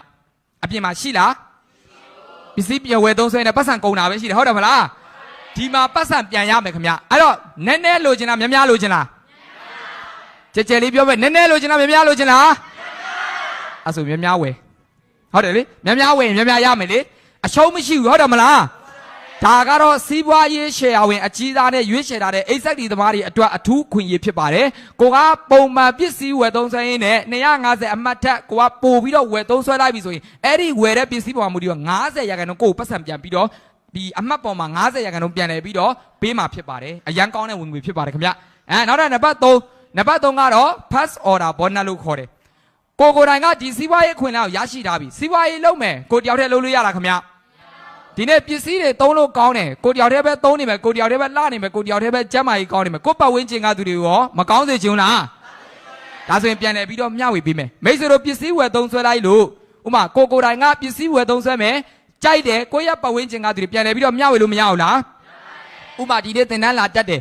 ဒီနေ့အခုမှဥမာဆိုတချို့ဆိုလူတစ်လေးပါတယ်ဒီနေ့သင်တန်းလာတက်တယ်ဟေးသင်တန်းလာတက်တဲ့အခါမှာစင်ပေါ်မှာမျှဝေတဲ့ကိုကြီးရန်ချောတာပဲအခွင့်အလမ်းလည်းအရန်ကောင်းတာပဲကိုပတ်ဝန်းကျင်ကသူပြန်ပြောလို့မရဘူးလား အရှိကနော်ချောတာမပြောလဲရပါတယ်နော်โอเคတကယ်လို့အဲ့လိုမျိုးကိုပြန်ပြောလိုက်ရဆိုလို့ရှိရင်ကိုတငယ်ချင်းကလည်းအခွင့်အလမ်းလာပြီးတော့လေ့လာခြင်းပဲလေ့လာလို့အခွင့်အလမ်းမြင်ပြီးတော့ကြိုးစားမယ်ဆိုရင်ကိုအကျိုးခံစားခွင့်တွေကုမ္ပဏီကနေပြန်ပြီးတော့ပေးမယ်မကောင်းလား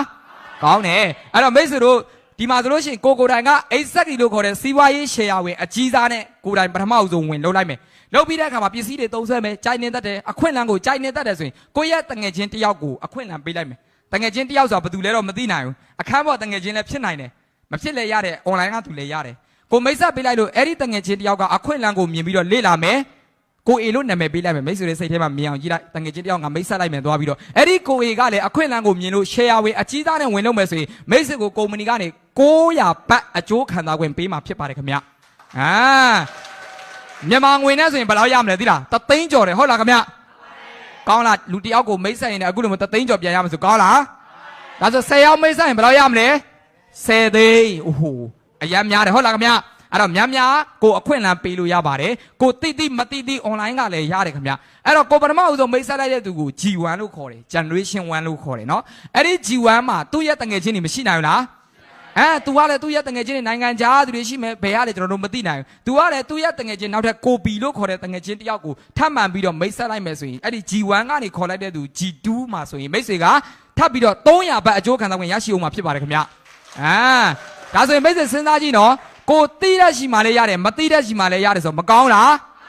းဒါပေမဲ့မိတ်ဆွေကဒီမှာ share ဝင်အသေးစား supervisor နဲ့အရှိမရင်းနှီးထားတယ်ဆိုရင်တော့ကိုတိတဲ့သူပဲရမယ်မတိတဲ့သူဆိုမရတော့ဒါဆိုရင်မိတ်ဆွေကနည်းနည်းလိုချင်လားများများလိုချင်လာ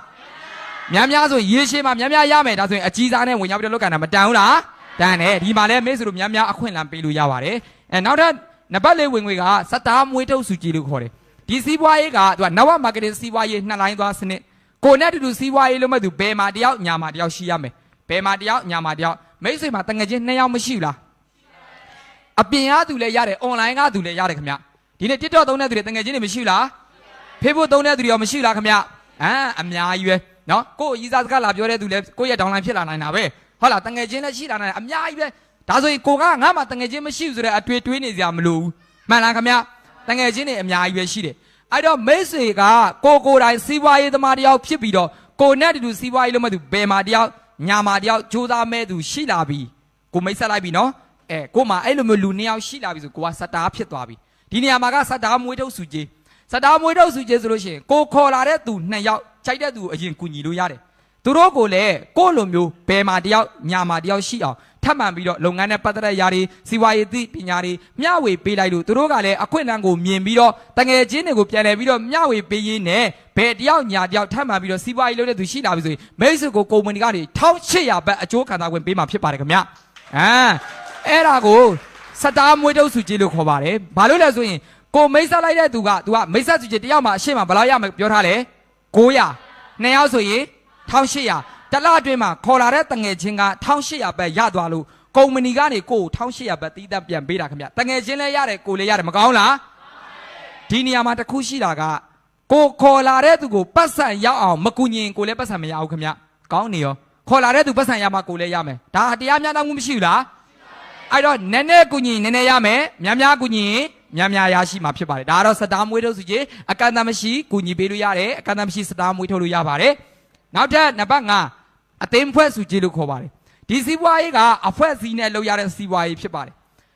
်အခုဒီထဲမှာဝင်လာတဲ့သူတွေအားလုံးပထမဦးဆုံးလာတော့ကအဖော်တွေပါလားမပါဘူးကိုတယောက်တည်းပဲလာတယ်ဟုတ်တယ်မလားယုံကြည်တဲ့သူလည်းအများကြီးမရှိဘူးကြိုးစားမဲ့သူလည်းအများကြီးမရှိဘူးတို့ပေမဲ့တဖြည်းဖြည်းနဲ့ကြိုးစားသွားမယ်ဆိုကို့မှာအသိမ်းဖွဲ့ဆိုတာမရှိဘူးလားကိုနဲ့တူစီးပွားရေးလုပ်မဲ့သူဘယ်မှာတယောက်ညာမှာတယောက်အဲ့ဒီကနေအဖွဲ့စည်းဆိုတာရှိလာလိမ့်မယ်တဖြည်းဖြည်းနဲ့ထုတ်ကုန်ပစ္စည်းသုံးစွဲခြင်းတဲ့သူတွေရှိလာမယ်စီးပွားရေးလုပ်တဲ့သူတွေရှိလာမယ်အောက်မှာတဖြည်းဖြည်းနဲ့လက်ဆင့်ကမ်းသွားမယ်နိုင်ငံခြားသူတွေရောမရှိနိုင်ဘူးလားကိုကအခုထိုင်းနိုင်ငံမှာနေတယ်ဆိုပေမဲ့ကိုရီးယားတို့ဂျပန်တို့ကိုမသိတဲ့နိုင်ငံတွေအများကြီးပဲရှိလာနိုင်တယ်စားသုံးသူတွေလည်းရှိလာနိုင်တယ်ဈေးရောင်းတဲ့သူတွေလည်းရှိလာနိုင်တယ်ကိုသိစရာလိုလားခင်ဗျမလိုဘူးနော်ကိုသိမသိကိုရဲ့အောက်မှာရှိလာပြီဆိုတာနဲ့လူတယောက်ပစ္စည်းဝယ်ရင်ဘာရှိတယ်အမှတ်အဲ့ဒီအမှတ်တွေကိုရဲ့ပေါ်တက်လာမယ်ခင်ဗျဥပမာနော်ထိုင်းနိုင်ငံမှာနေတဲ့မိတ်ဆွေကအိတ်နေမယ်ဥပမာအိတ်နေမယ်ဆိုပါစို့ဒါပေမဲ့နိုင်ငံခြားမှာတခြားနိုင်ငံမှာကိုအိတ်တဲ့ချိန်မိုးလင်းနေပြီမဟုတ်လားခင်ဗျအဲ့ဒီနိုင်ငံကနေပြီးတော့ဆက်စမှုကုမ္ပဏီကသွားတိုက်စေးဝယ်တိုက်လိုက်မယ်အဲ့ဒါကိုအိတ်နေတော့အမှတ်မတက်ဘူးလားဒါကြောင့်မလို့အိတ်နေတော့မှပတ်စံရတယ်လို့မကောင်းလား ကောင်းတယ်အဲ့တော့ရေရှည်မှာကိုယ့်ရဲ့အောက်မှာလူတွေအများကြီးပဲမရှိလာနိုင်လားခင်ဗျဘယ်မှာဟောညာမှာဟောကိုခေါ်မခေါ်ကိုတီးတီးမတီးတီးလူတွေရောက်လာပြီဆိုရင်အဲ့ဒီအမှတ်တွေတက်ပြီးတော့မိတ်ဆွေကိုပေါင်းပေးတော့မယ်ဘလို့ပေးလဲဆိုရင်တစ်ဖက်ချက်မှာအမှတ်1000တစ်ဖက်ချက်မှာအမှတ်1500ဆိုရင်တက်လာရင်မိတ်ဆွေကိုစိုက်ကဲတစ်ချိန်ဆိုပြီးတော့တတ်မှတ်ပြီးတော့ပေးမှာဖြစ်ပါတယ်တစ်ချိန်မှာဘယ်လောက်ရမလဲအသေးစားနဲ့ဝင်လုပ်တဲ့သူဆိုလို့ရှိရင်တစ်ချိန်ကို350ဘတ်ရရှိမှာဖြစ်ပါတယ်ခင်ဗျအကြီးသားနဲ့ဝင်လုပ်တဲ့သူဆိုရင်တစ်ချိန်ကို420ဘတ်ရရှိမယ်ဒါဆိုရင်ဘယ်လောက်กว่าမလဲ350နဲ့420ဆိုရင်80กว่าမယ်နည်းနည်းလေးရ80ဒါပေမဲ့တစ်ချိန်ပဲပေးတာမဟုတ်ဘူးအမြင့်ဆုံးအကြိမ်ရေ2400အထိပေးတာဖြစ်တယ်ခင်ဗျဒါဆိုရင်မိတ်ဆွေရဲ့အောက်မှာလူတွေအများကြီးပဲမရှိလာနိုင်ဘူးလားအမှတ်တွေအများကြီးမရှိလာနိုင်ဘူးလားခင်ဗျအဲ့ဒါဆိုရင်အမြင့်ဆုံးအကြိမ်ရေ2400ဆိုရင်မိတ်ဆွေရဲ့ဝင်ငွေဘယ်လောက်ရမလဲတွက်ကြည့်လို့ရတယ်တစ်ကြိမ်မှာအသေးသားတဲ့ဆို350အမြင့်ဆုံးအကြိမ်ရေ2400ဆိုမြောက်ကြည့်လိုက်ရတယ်ခင်ဗျဘယ်လောက်ရမလဲ8သိန်းနဲ့4000ဘတ်အဲ့ဒါအသေးသားနဲ့ဝင်လုံးမဲ့သူတွေရမယ်အကျိုးခံစားခွင့်အကြီးသားနဲ့ဝင်လို့လဲဆိုရင်တစ်ချိန်ကိုဘယ်လောက်လဲ420အမြင့်ဆုံးအချိန်ရေ2400ဆိုဘယ်လောက်ရမလဲခင်ဗျဘတ်ငွေတက်တန်းနဲ့8000မြန်မာငွေနဲ့ဆိုဘယ်လောက်ရှိမလဲအိုးသိန်း1000ကျော်ပြီဟောလားအများကြီးပဲလိုချင်လားခင်ဗျအဲ့လိုမျိုးဝင်ငွေရရှိဖို့အတွက်မိတ်ဆွေကတတ်မှတစ်ခါတည်းပဲ share ဝင်ရတာဖြစ်ပါတယ်ခင်ဗျအဲ့လိုမျိုးဝင်ငွေမိတ်ဆွေရရှိဖို့အတွက်အဲ့တော့ဒီမှာဆိုရင်တတန်းနဲ့8000ဆိုတော့ဝင်ငွေရရှိမယ်ဆိုရင်မိတ်ဆွေသူများခိုင်းတဲ့နေစာလကစားအလုပ်လုပ်เสียလို့သေးလားမလို့တော့ဘူးကိုပိုင်ရှင်နေမပိုင်ဆိုင်လားဟုတ်လားပိုင်ဆိုင်လာတယ်အဲ့တော့တတန်းနဲ့8000ဆိုတော့ဝင်ငွေရပြီဆိုရင်ဆင်းရဲအောင်ပါမလားမဆင်းရဲတော့ဘူးเนาะအဆင်ပြေလာပြီပြေးလေလာပြီเนาะဟုတ်တယ်မလားအဲ့တော့မိတ်ဆွေဒီတက်ပို့ပြီးတော့ကောင်းမွန်တဲ့ဘဝကိုလည်းရရှိမယ်ကိုကိုယ်တိုင်ပစ္စည်းလေးကိုနေရာလေးပြောင်းပြီးတော့ဝယ်သုံးဆွဲသွားယုံနဲ့ကိုရဲ့အောက်မှာအမှတ်တွေတက်လာပြီအဲ့လိုမျိုးအမှတ်တွေတက်လာပြီဆိုကိုကပတ်စံရဖို့အတွက်အဲ့ဒီအမှတ်တွေရဖို့အတွက်ကိုလိုအပ်တဲ့ပစ္စည်းလေးတွေကိုနေရာလေးပြောင်းပြီးတော့အမှတ်250အမှတ်လေးဝယ်သုံးဆွဲသွားယုံပဲအခုဒီနေ့ဆိုရင်လားကုံရက်ဒီနေ့လိုလွင်မျိုးမှာကျွန်တော်ကတစ်လကိုဥပမာ3သိန်းရတယ်ဆိုပါစို့ဒီလထဲမှာကျွန်တော်3သိန်းရမယ်တကယ်လို့ကျွန်တော်က250အမှတ်ကျွန်တော်မဝယ်လိုက်ဘူးကိုလိုအပ်တဲ့ပစ္စည်းတွေမဝယ်လိုက်ဘူးမသုံးလိုက်ဘူးမပိတ်လိုက်ဘူးဆိုလို့ရှိရင်အဲ့ဒီ3သိန်းမရအောင်ဒါဆိုရင်3သိန်းရဖို့အတွက်250အမှတ်ရင်းနိုင်လားခင်ဗျကိုလိုအပ်တဲ့ပစ္စည်းလေးကိုဝယ်သုံးဝယ်စားလုပ်ရင်းနဲ့ဒီလိုမျိုးချမ်းသာမယ်မကောင်းလားဒီမှာမဝယ်လဲမိတ်ဆွေတို့အပြင်မှာမဝယ်ဘူးလားခင်ဗျဘာပြန်ရလဲဘာမရဘူးဒီမှာဆိုလို့ရှိရင်မိတ်ဆွေတို့ပြန်လဲပြီးတော့ချမ်းသာနိုင်တဲ့အခွင့်အရေးပြန်ရတယ်ခင်ဗျအဲ့တော့မိတ်ဆွေလားစဉ်250အမှတ်လေးဝယ်သွဲသွားရုံပဲမိတ်ဆွေရဲ့အောက်မှာကြိုးသားတဲ့သူဘယ်မှာတယောက်ညာမှာတယောက်9နှစ်ဆိုတဲ့အချိန်တိုင်းတာတစ်ခုမှမရှိလာနိုင်ဘူးလားခင်ဗျ9နှစ်လက်ရှိမိတ်ဆွေတို့လုပ်နေတဲ့အလုပ်မှာ9နှစ်ဘာဖြစ်ပြီလဲခင်ဗျဘာဖြစ်ပြီလဲဘာဖြစ်လာဘူးလားဟာမိတ်ဆွေတို့ပြောတာနော်โอเคတရားကတော့အသားတော့မဲလာရလို့လားโอเค9နှစ်ဆိုတဲ့အတွင်းမှာမိတ်ဆွေတို့အားလုံးဒီနဲ့တွတ်တက်ပြောင်းလဲမှုအများကြီးမရှိဟုတ်လားခင်ဗျနော်ပြောင်းလဲမှုတော့ရှိတယ်ဘာတွေလဲအလုပ်တွေတခုပြီးတခုပြောင်းရတယ်ကိုယ့်ရဲ့ဘဝကတော့အများကြီးပြောင်းလဲဟုတ်လားဆက်စမိုးကုမ္ပဏီမှာမိတ်ဆွေလက်ရှိလုံးနဲ့တွဲပြီးလုပ်သွား9နှစ်တွင်ခုလိုမျိုးဝင်ငွေရမယ်မကောင်းလားခင်ဗျโอเคလွယ်လွယ်လေးပဲတွေ့လိုက်9နှစ်တွင်တသန်းမရဘူး9နှစ်တွင်3သိန်းရမယ်ယူမလားခင်ဗျနေ့စားမှာရလားဘသူအာမခံရဲလဲအဲ့လိုရမယ်လို့ဆက်ဆိုမှာအာမခံရဲတယ်ကိုတကယ်ကြိုးစားမယ်ဆိုရင်ဒီလိုမျိုးလိုအပ်တဲ့ပစ္စည်းကိုနေရာလေးပြောင်းဝယ်သုံးဆွဲရင်းနဲ့အခုလိုမျိုးကြိုးစားသွားမယ်ဆိုရမယ်ခင်ဗျမယုံရင်ကျွန်တော်ရနေပြီခင်ဗျအဲ့တော့ကိုမရဘဲနဲ့လဲစင်ပေါ်တက်ပြီးပြောလို့မရဘူးလေနော်တကယ်ရလို့ပြောတာဖြစ်ပါတယ်အဲ့တော့မိတ်ဆွေတို့အားလုံး9နှစ်တွင်မှာကြိုးစားနိုင်လားကြိုးစားနိုင်တဲ့သူတွေဆေးအိုင်โอเคအရန်ကိုမှတော်ကြပါလေဒါကတော့နံပါတ်4ဝင်ငွေနံပါတ်5ဝင်ငွေဒါပေမဲ့ဒီနေရာမှာအကျိုးခံစားခွင့်ထပ်မှန်ပြီးတော့ဖြည့်ဆွတ်ပေးတာအပူစုအနေနဲ့ဆိုလို့ရှိရင်တော့မိတ်ဆိုလို့အမွေပေးလို့ရပါသေးတယ်ခင်ဗျအမွေပေးချင်ဒီနေ့နိုင်ငံခြားကိုတက်လာတဲ့ပတ်စံချမ်းသာအောင်လာပြီးတော့ကြိုးစားမယ်ဆိုတဲ့သူတွေကိုယ့်ရဲ့မိဘအတွက်တက်လာတဲ့သူတွေပါလားခင်ဗျသားသမီးအတွက်တက်လာတဲ့သူတွေပါလားဒါဆိုရင်အပြင်လောကမှာကိုတည်သွားရင်ဘယ်လိုလုပ်မလဲကိုယ့်ရဲ့သားသမီးကိုချစ်တဲ့အဖေမေစင်ပြေပါမလားကိုမရှိတော့ရင်မပြေဘူးဆက်ဖို့ပါကြိုးသားလို့အောင်မြင်နိုင်ရင်ခုလိုမျိုးဝင်ငွေမျိုးတွေရမယ်တည်သွားရင်လည်းကိုမိဘအဆင်ပြေမယ်ကိုသားသမီးအဆင်ပြေမယ်ဘာလို့လဲအမွေပေးလို့ရပါတယ်ခင်ဗျမိတ်ဆွေရဲ့ရပိုင်ခွင့်ဝင်ငွေတွေကိုယ့်ရဲ့အကျိုးခံစားခွင့်တွေကိုကိုယ့်ရဲ့အဖေမေကိုချစ်တဲ့သူတွေပြန်လဲပြီးတော့အမွေပေးလို့ရတယ်ဒါကြောင့်မလို့တည်ရင်တော့မှဆက်ဆိုမှစိတ်အေးရတယ်ခင်ဗျဒါကြောင့်မလို့ဒီရည်ရွယ်ချက်နဲ့ကျွန်တော်လည်းဆက်စမှုလာလောက်တာဖြစ်ပါတယ်အဲ့တော့မိတ်ဆွေတို့အားလုံးအနေနဲ့ကိုမိဘကိုချစ်တယ်သားသမီးကိုချစ်တယ်ပြောပြီးတော့နော်မိတ်ဆွေတို့ ကိုယ့်ရဲ့မိဘကိုယ့်ရဲ့သားသမီးအတွက်ဒီလိုမျိုးလေးတောင်မှမိတ်ဆွေမလုပ်ပေးနိုင်ဘူးဆိုတကယ်ချစ်တာဟုတ်ရဲ့လားမဟုတ်ဘူးတယ်တွေ့လားအဲ့ဆိုရင်တော့မိတ်ဆွေတို့ဒီမှာစူးစမ်းဖို့လိုတယ်နော်โอเคဒါတော့တပတ်ကဝင်ငွေအသေးဝက်စုချင်းဖြစ်ပါတယ်နောက်တော့နံပါတ်6ကတော့ခေါင်းဆောင်မွေးထုတ်စုချင်းဒီစီးပွားရေးကခေါင်းဆောင်မွေးထုတ်ရတဲ့စီးပွားရေးပဲဖြစ်ပါတယ်ခင်ဗျအဲ့တော့ခေါင်းဆောင်ဖြစ်ဖို့အတွက်ကိုတိုင်ကခေါင်းဆောင်ဖြစ်ဖို့မလိုလားလိုအပ်တယ်ကိုတိုင်ရှေ့ကနေခုလိုမျိုးသင်တန်းတက်မယ်ပစ္စည်းတွေသုံးစွဲမယ်စနစ်တကျကြိုးစားမယ်ဝင်ငွေတွေရမယ်ယာရုတွေရမယ်ကိုတယောက်တည်းရလို့မရခေါင်းဆောင်မွေးထုတ်စုချင်းဖြစ်တာဖြစ်တဲ့အတွက်ကိုလိုမျိုးကြိုးစားမဲ့သူတွေအောင်မြင်မဲ့သူတွေများရှိဖို့မလိုလားလိုတယ်အဲ့တော့ကိုပထမဦးဆုံးမိတ်ဆက်လိုက်တဲ့ကိုရဲ့ဓာတ်ရိုက်G1ကိုရဲ့G1ကိုကခုနကအသင်းဖွဲ့စုချင်းမှာဝင်ငွေရအောင်ကူညီပေးလိုက်ရုံပဲအဲ့လိုမျိုးဝင်ငွေရအောင်ကူညီပေးလိုက်ရုံနဲ့သူလဲကုမ္ပဏီကဝင်ငွေအပြည့်ဝရတဲ့အပြင်ကိုလည်း20ရာခိုင်နှုန်းထပ်မှန်ပြီးတော့အကျိုးခံစားခွင့်အနေနဲ့ခေါင်းဆောင်မွေးထုတ်စုချင်းပေးမှာဖြစ်ပါတယ်ခင်ဗျโอเคကိုရဲ့G1ကဥပမာ3သိန်းရတယ်ဆိုရင်20ရာခိုင်နှုန်းဆိုဘယ်လောက်ရမလဲ2000ဘတ်2000နော်โอเคအဲ့ဆို3သိန်းရတဲ့သူ10ယောက်ရှိတယ်ဆိုရင်ဘတ်2000 10ကဆိုဘယ်လောက်ရမလဲ2သိန်းအဲ့ဒါမိတ်ဆွေရဲ့ဝင်ငွေနော်ဒါဆိုရင် G1 ကနေထပ်မှပြီးတော့ခေါ်လိုက်တဲ့ G2 မှာလည်းအဲ့လိုမျိုး20ရာခိုင်နှုန်းထပ်မှပြီးတော့ရရှိအောင်မှာဖြစ်ပါတယ်ခင်ဗျဒါအပြင် G2 ကနေခေါ်လိုက်တဲ့ G3 မှာလည်း10ရာခိုင်နှုန်းထပ်မှပြီးတော့ရရှိအောင်မှာဖြစ်ပါတယ်ခင်ဗျဒါဆိုရင်မိတ်ဆွေတွေနဲ့စဉ်းစားကြည့်နော်အနာဂတ်မှာအဲ့လိုမျိုး G1 G2 G3 တွေများရှိလာမယ်ဆိုရင်တို့တွေအသင်းဖွဲ့စုချင်းမှာဝင်ငွေများရတဲ့လောက်မိတ်ဆွေအကျိုးခံစားခွင့်များရမယ်မကောင်းလားခင်ဗျကိုခေါ်လာတဲ့သူတွေကိုမြန်ချမ်းသာအောင်မြန်အောင်မြင်အောင်ကူညီပေးနိုင်လေကိုအောင်မြင်လေပဲဖြစ်ပါတယ်ခင်ဗျဒီနေ့အပြင်လောကမှာဆိုလို့ရှိရင်အပြင်လောကစီးပွားရေးသမားတွေကသူတို့ရဲ့အိတ်ထဲကိုပတ်စံပြေဖို့အတွက်အရင်ဖြည့်ရတယ်မှန်လားခင်ဗျဆက်စမိုးစီးပွားရေးမှာကကိုခေါ်လာတဲ့ကိုရဲ့ဒေါင်းလိုင်းအိတ်ထဲကိုပတ်စံများပြည့်အောင်ဖြည့်ပေးနိုင်လေကိုရဲ့အိတ်ကအော်တိုပတ်စံပြည့်လေပဲဖြစ်ပါတယ်မကောင်းလားကောင်းတယ်အဲ့တော့မိတ်ဆွေတို့အားလုံးကိုယ့်ရဲ့တောင်းလာများခေါ်လာပြီးပြီဆိုရင်များအောင်မြင်အောင်ကူညီပေးဖို့လိုအပ်ပါတယ်ခေါင်းဆောင်များမွေးထုတ်လေအနာဂတ်မှာမိတ်ဆွေပုံမချမ်းသာလေပဲဖြစ်ပါတယ်ခင်ဗျโอเคနောက်တဲ့နံပါတ်9ဂုံပြုစုကြည်လို့ခေါ်ပါတယ်ဒီစီးပွားရေးကမိတ်ဆွေတွေရဲ့အောင်မြင်မှုတွေကိုလည်းဂုံပြုပေးအောင်မှာဖြစ်ပါတယ်ဒိုင်မိုးဆိုတဲ့ယာတုကို2ချိန်ဇက်တိုက်ရရှိခဲ့မယ်ဆိုရင်ဂုံပြုစုကြည်3သိန်းနဲ့5000ဘတ်ထိဂုံပြုပေးမှာဖြစ်ပါတယ်စုစုပေါင်းဆိုလို့ရှိရင်19သန်းနဲ့6သိန်းခွဲဘတ်ထိဂုံပြုပေးမှာဖြစ်ပါတယ်ခင်ဗျ။အိုးအရန်အောင်များရင်နော်19သန်းနဲ့6သိန်းခွဲဘတ်ဆိုတဲ့ဝင်ငွေကမများဘူးလားခင်ဗျ။များတယ်ထီတစ်ဆောင်တွင်းရင်ပေါက်ရင်ဘယ်လောက်ရမလဲ6သန်းဒီမှာ19သန်းဆိုထီပနှစ်ဆောင်မှန်းအောင်မသိတော့ဘူးမိတ်ဆွေတို့ပေါက်တာဒီမှာသေချာနေပြီဟုတ်လားခင်ဗျ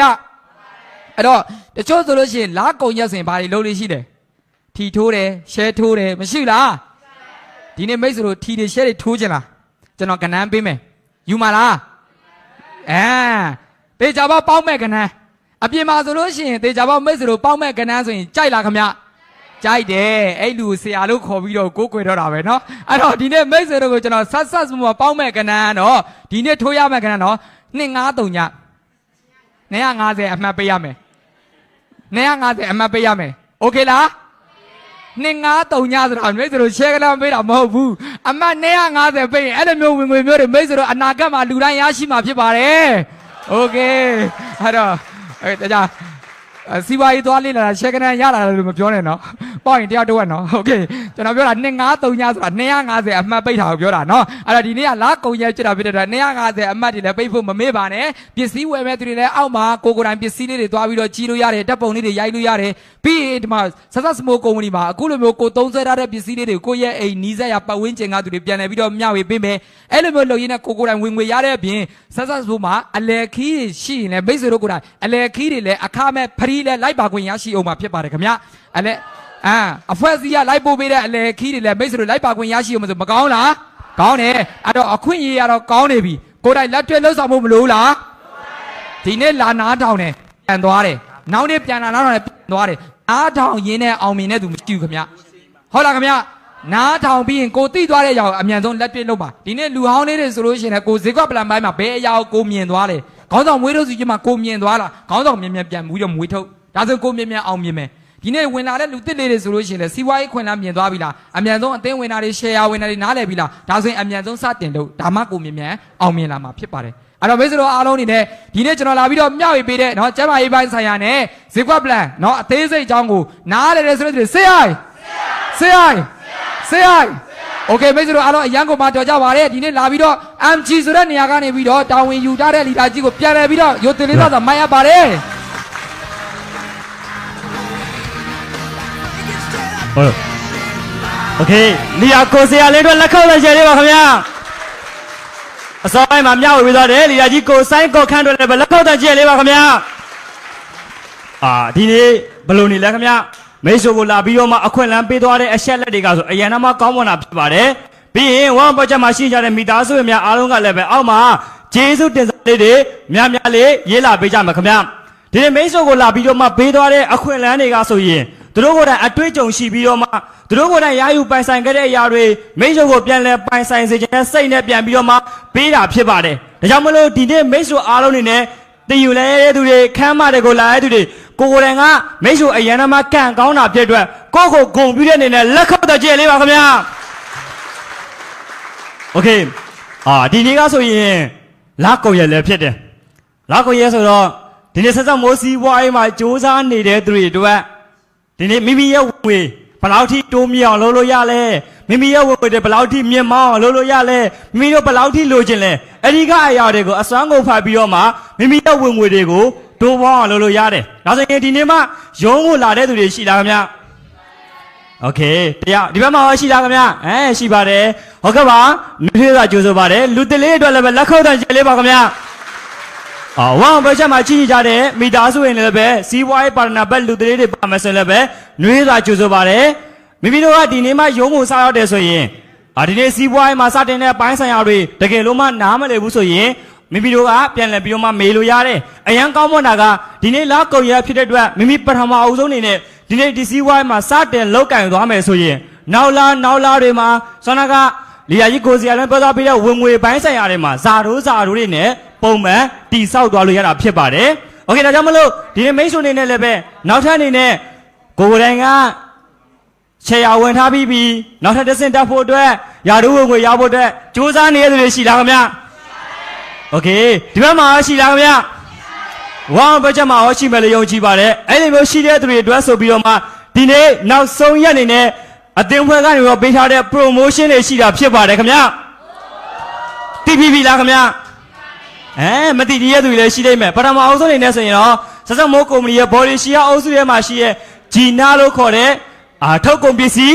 6ခုဝယ်တယ်ဆိုရင်တခုဖရီးပြန်လဲပြီးတော့မှရရှိပိုင်ဆိုင်မှာဖြစ်ပါတယ်ခင်ဗျာဒီထဲမှာဆိုရင် Fido Wheel လေးဆောနာကပြောပြပေးသွားတဲ့ကျမ်းမာရေးဖြစ်စားတာထဲမှာဆို Fido Wheel လို့ခေါ်တဲ့ကျမ်းမာရေးပစ္စည်း9ဖာဝယ်ရဆိုရင်တစ်ဖာဖရီးလက်ဆောင်ရရှိမှာဖြစ်ပါတယ်ခင်ဗျာပြီးသားပြီဆိုရင် clip လက်မိတ်ဆွေက9ဖာဝယ်ရင်တစ်ဖာဖရီးလက်ဆောင်ရရှိမယ်အဲ့ဒါနဲ့ဆိုရင်သွားတိုက်စိတ်အပြာရောင်ရှိမယ်အစိမ်းရောင်ရှိမယ်ပြီးသားပြီဆိုရင်အစာရည်နဲ့ပတ်သက်တဲ့ပစ္စည်းတွေပြီးရင်ဂျိုင်းလေးစီပြီးသားပြီဆိုရင်ဆက်စပ်မိုးအေကာမတ်ပြီးသားပြီဆိုရင်နောက်တစ်ခုနေလဲဆိုရင်နေလေးဆန်းခွန်းဒီလိုမျိုးပစ္စည်းတွေကိုမိတ်ဆွေအားလုံးနေနဲ့ဒီမှာဆိုရင်အခမဲ့ရရှိပိုင်ဆိုင်စေဖို့အတွက်မိတ်ဆွေကိုပြန်လဲပြီးတော့မှပေးရတာဖြစ်တယ်။ဒါပေမဲ့ဒီနေ့မိတ်ဆွေကိုယ်တိုင်ငါနေတော့မှဒီထဲမှာဆောနာက250ပြီးမပေးရတဲ့သူလေးတွေလည်းဖြစ်ပြီးရင်မိတ်ဆွေကနေတော့မှဒီနေရာမှာကိုလိုအပ်တဲ့ပစ္စည်းတွေကိုပြန်လဲပြီးတော့မှဝယ်ယူသွားရင်းနဲ့ပစ္စည်းရဲ့နောက်မှာပါတဲ့အကျိုးခံစား권နေပြီးတော့မှမိတ်ဆွေစီးပွားရေးတွေမိတ်ဆွေရဲ့ဝင်ငွေတွေပြန်လဲပြီးတော့မှဇာရိုးတွေ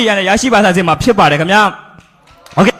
ဒီရတယ်မဟုတ်ဘဲနဲ့နောက်ထပ်ပြီးလည်းပဲ promotion တွေရှိတာဖြစ်ပါတယ်။ Okay နောက်ထပ်ကတော့မိတ်ဆွေကဆက်စပ်မိုးကုမ္ပဏီမှာ Smart Creation လို့ခေါ်တဲ့ရေတန်းဆက်ဝယ်ယူမယ်ဆိုရင်22,500ဘတ်အပြင်နောက်ထပ်လက်ဆောင်တွေနဲ့4,900တန်းဒီနေ့ဖစ်တာတစ်ခုလက်ဆောင်ရရှိမှာဖြစ်ပါတယ်ခင်ဗျာပြီးသားပြီဆိုရင်ကျမ်းမာရေးပိုင်းဆိုင်ရာမှာထုတ်ကုန်ပစ္စည်းတွေဆိုရင်ဒီနေ့ဆောနာက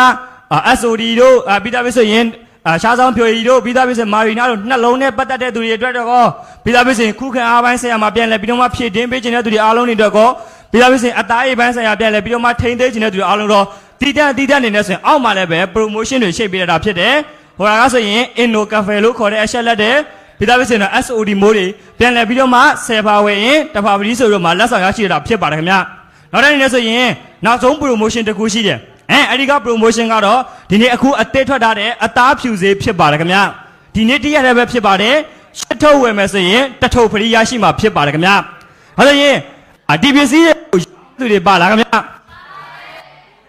တွေပါလားခင်ဗျโอเคကြတယ်ဝယ်ယူမယ်ဆိုတာကျွန်တော်ယုံကြည်ပါတယ် အဲ့လိုကိုယ်တိုင်ကနေပြီးတော့မှဒီထုတ်ကုန်ပစ္စည်းတွေဝယ်ယူရဲဒီလိုမျိုးအကျိုးခံစားခွင့်တွေရှိတယ်ဒီလိုမျိုးအကြောင်းတွေကိုမိတ်ဆွေဝယ်ယူသွားပြီးတော့မှမိတ်ဆွေရဲ့စူးစမ်းမှုတွေမိတ်ဆွေရဲ့အောင်မြင်မှုတွေကိုရလက်အသစ်တစ်ခုအဖြစ်ပြန်လည်ပြီးတော့မှဖန်တီးပေးထားတဲ့ဗီဒီယိုဖိုင်တစ်ခုရှိတယ်ကြည့်ကြလားခင်ဗျဒီဘက်ချမ်းသူတွေရောကြည့်ကြလားခင်ဗျโอเคဒီဘက်ချမ်းသူတွေရောကြည့်ကြလားဝါဘချက်ကသူတွေကလည်းပဲမိတ်ဆွေရဲ့စူးစမ်းမှုတွေကိုပြန်လည်ပြီးတော့မှပြုလုပ်ပေးထားတဲ့ဗီဒီယိုဖိုင်ကိုအားလုံးတူညီစွာကြည့်ဖို့အတွက်ဗီဒီယိုဖိုင်လေးဖွင့်ပြပေးမှာဖြစ်ပါတယ်ခင်ဗျ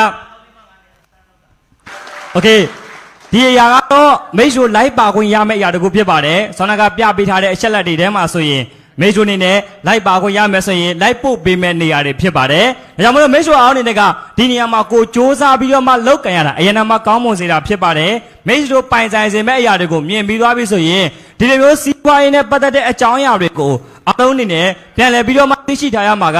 ဒီနေ့ One Project Season မှာဖြစ်ဖြစ်တနင်္ဂနွေနေ့တွေမှာဆိုရင်အပတ်စဉ်အပတ်တိုင်းဒီနေ့ကိုယ်တိုင်ကနေမှလာပြီးတော့မှအခွင့်အလမ်းလာလို့ရတယ်ဒီနေ့လာပြီးတော့မှလေးရတဲ့စီးပွားရေးပါဏာဘက်လူတွေလည်းပဲနောက်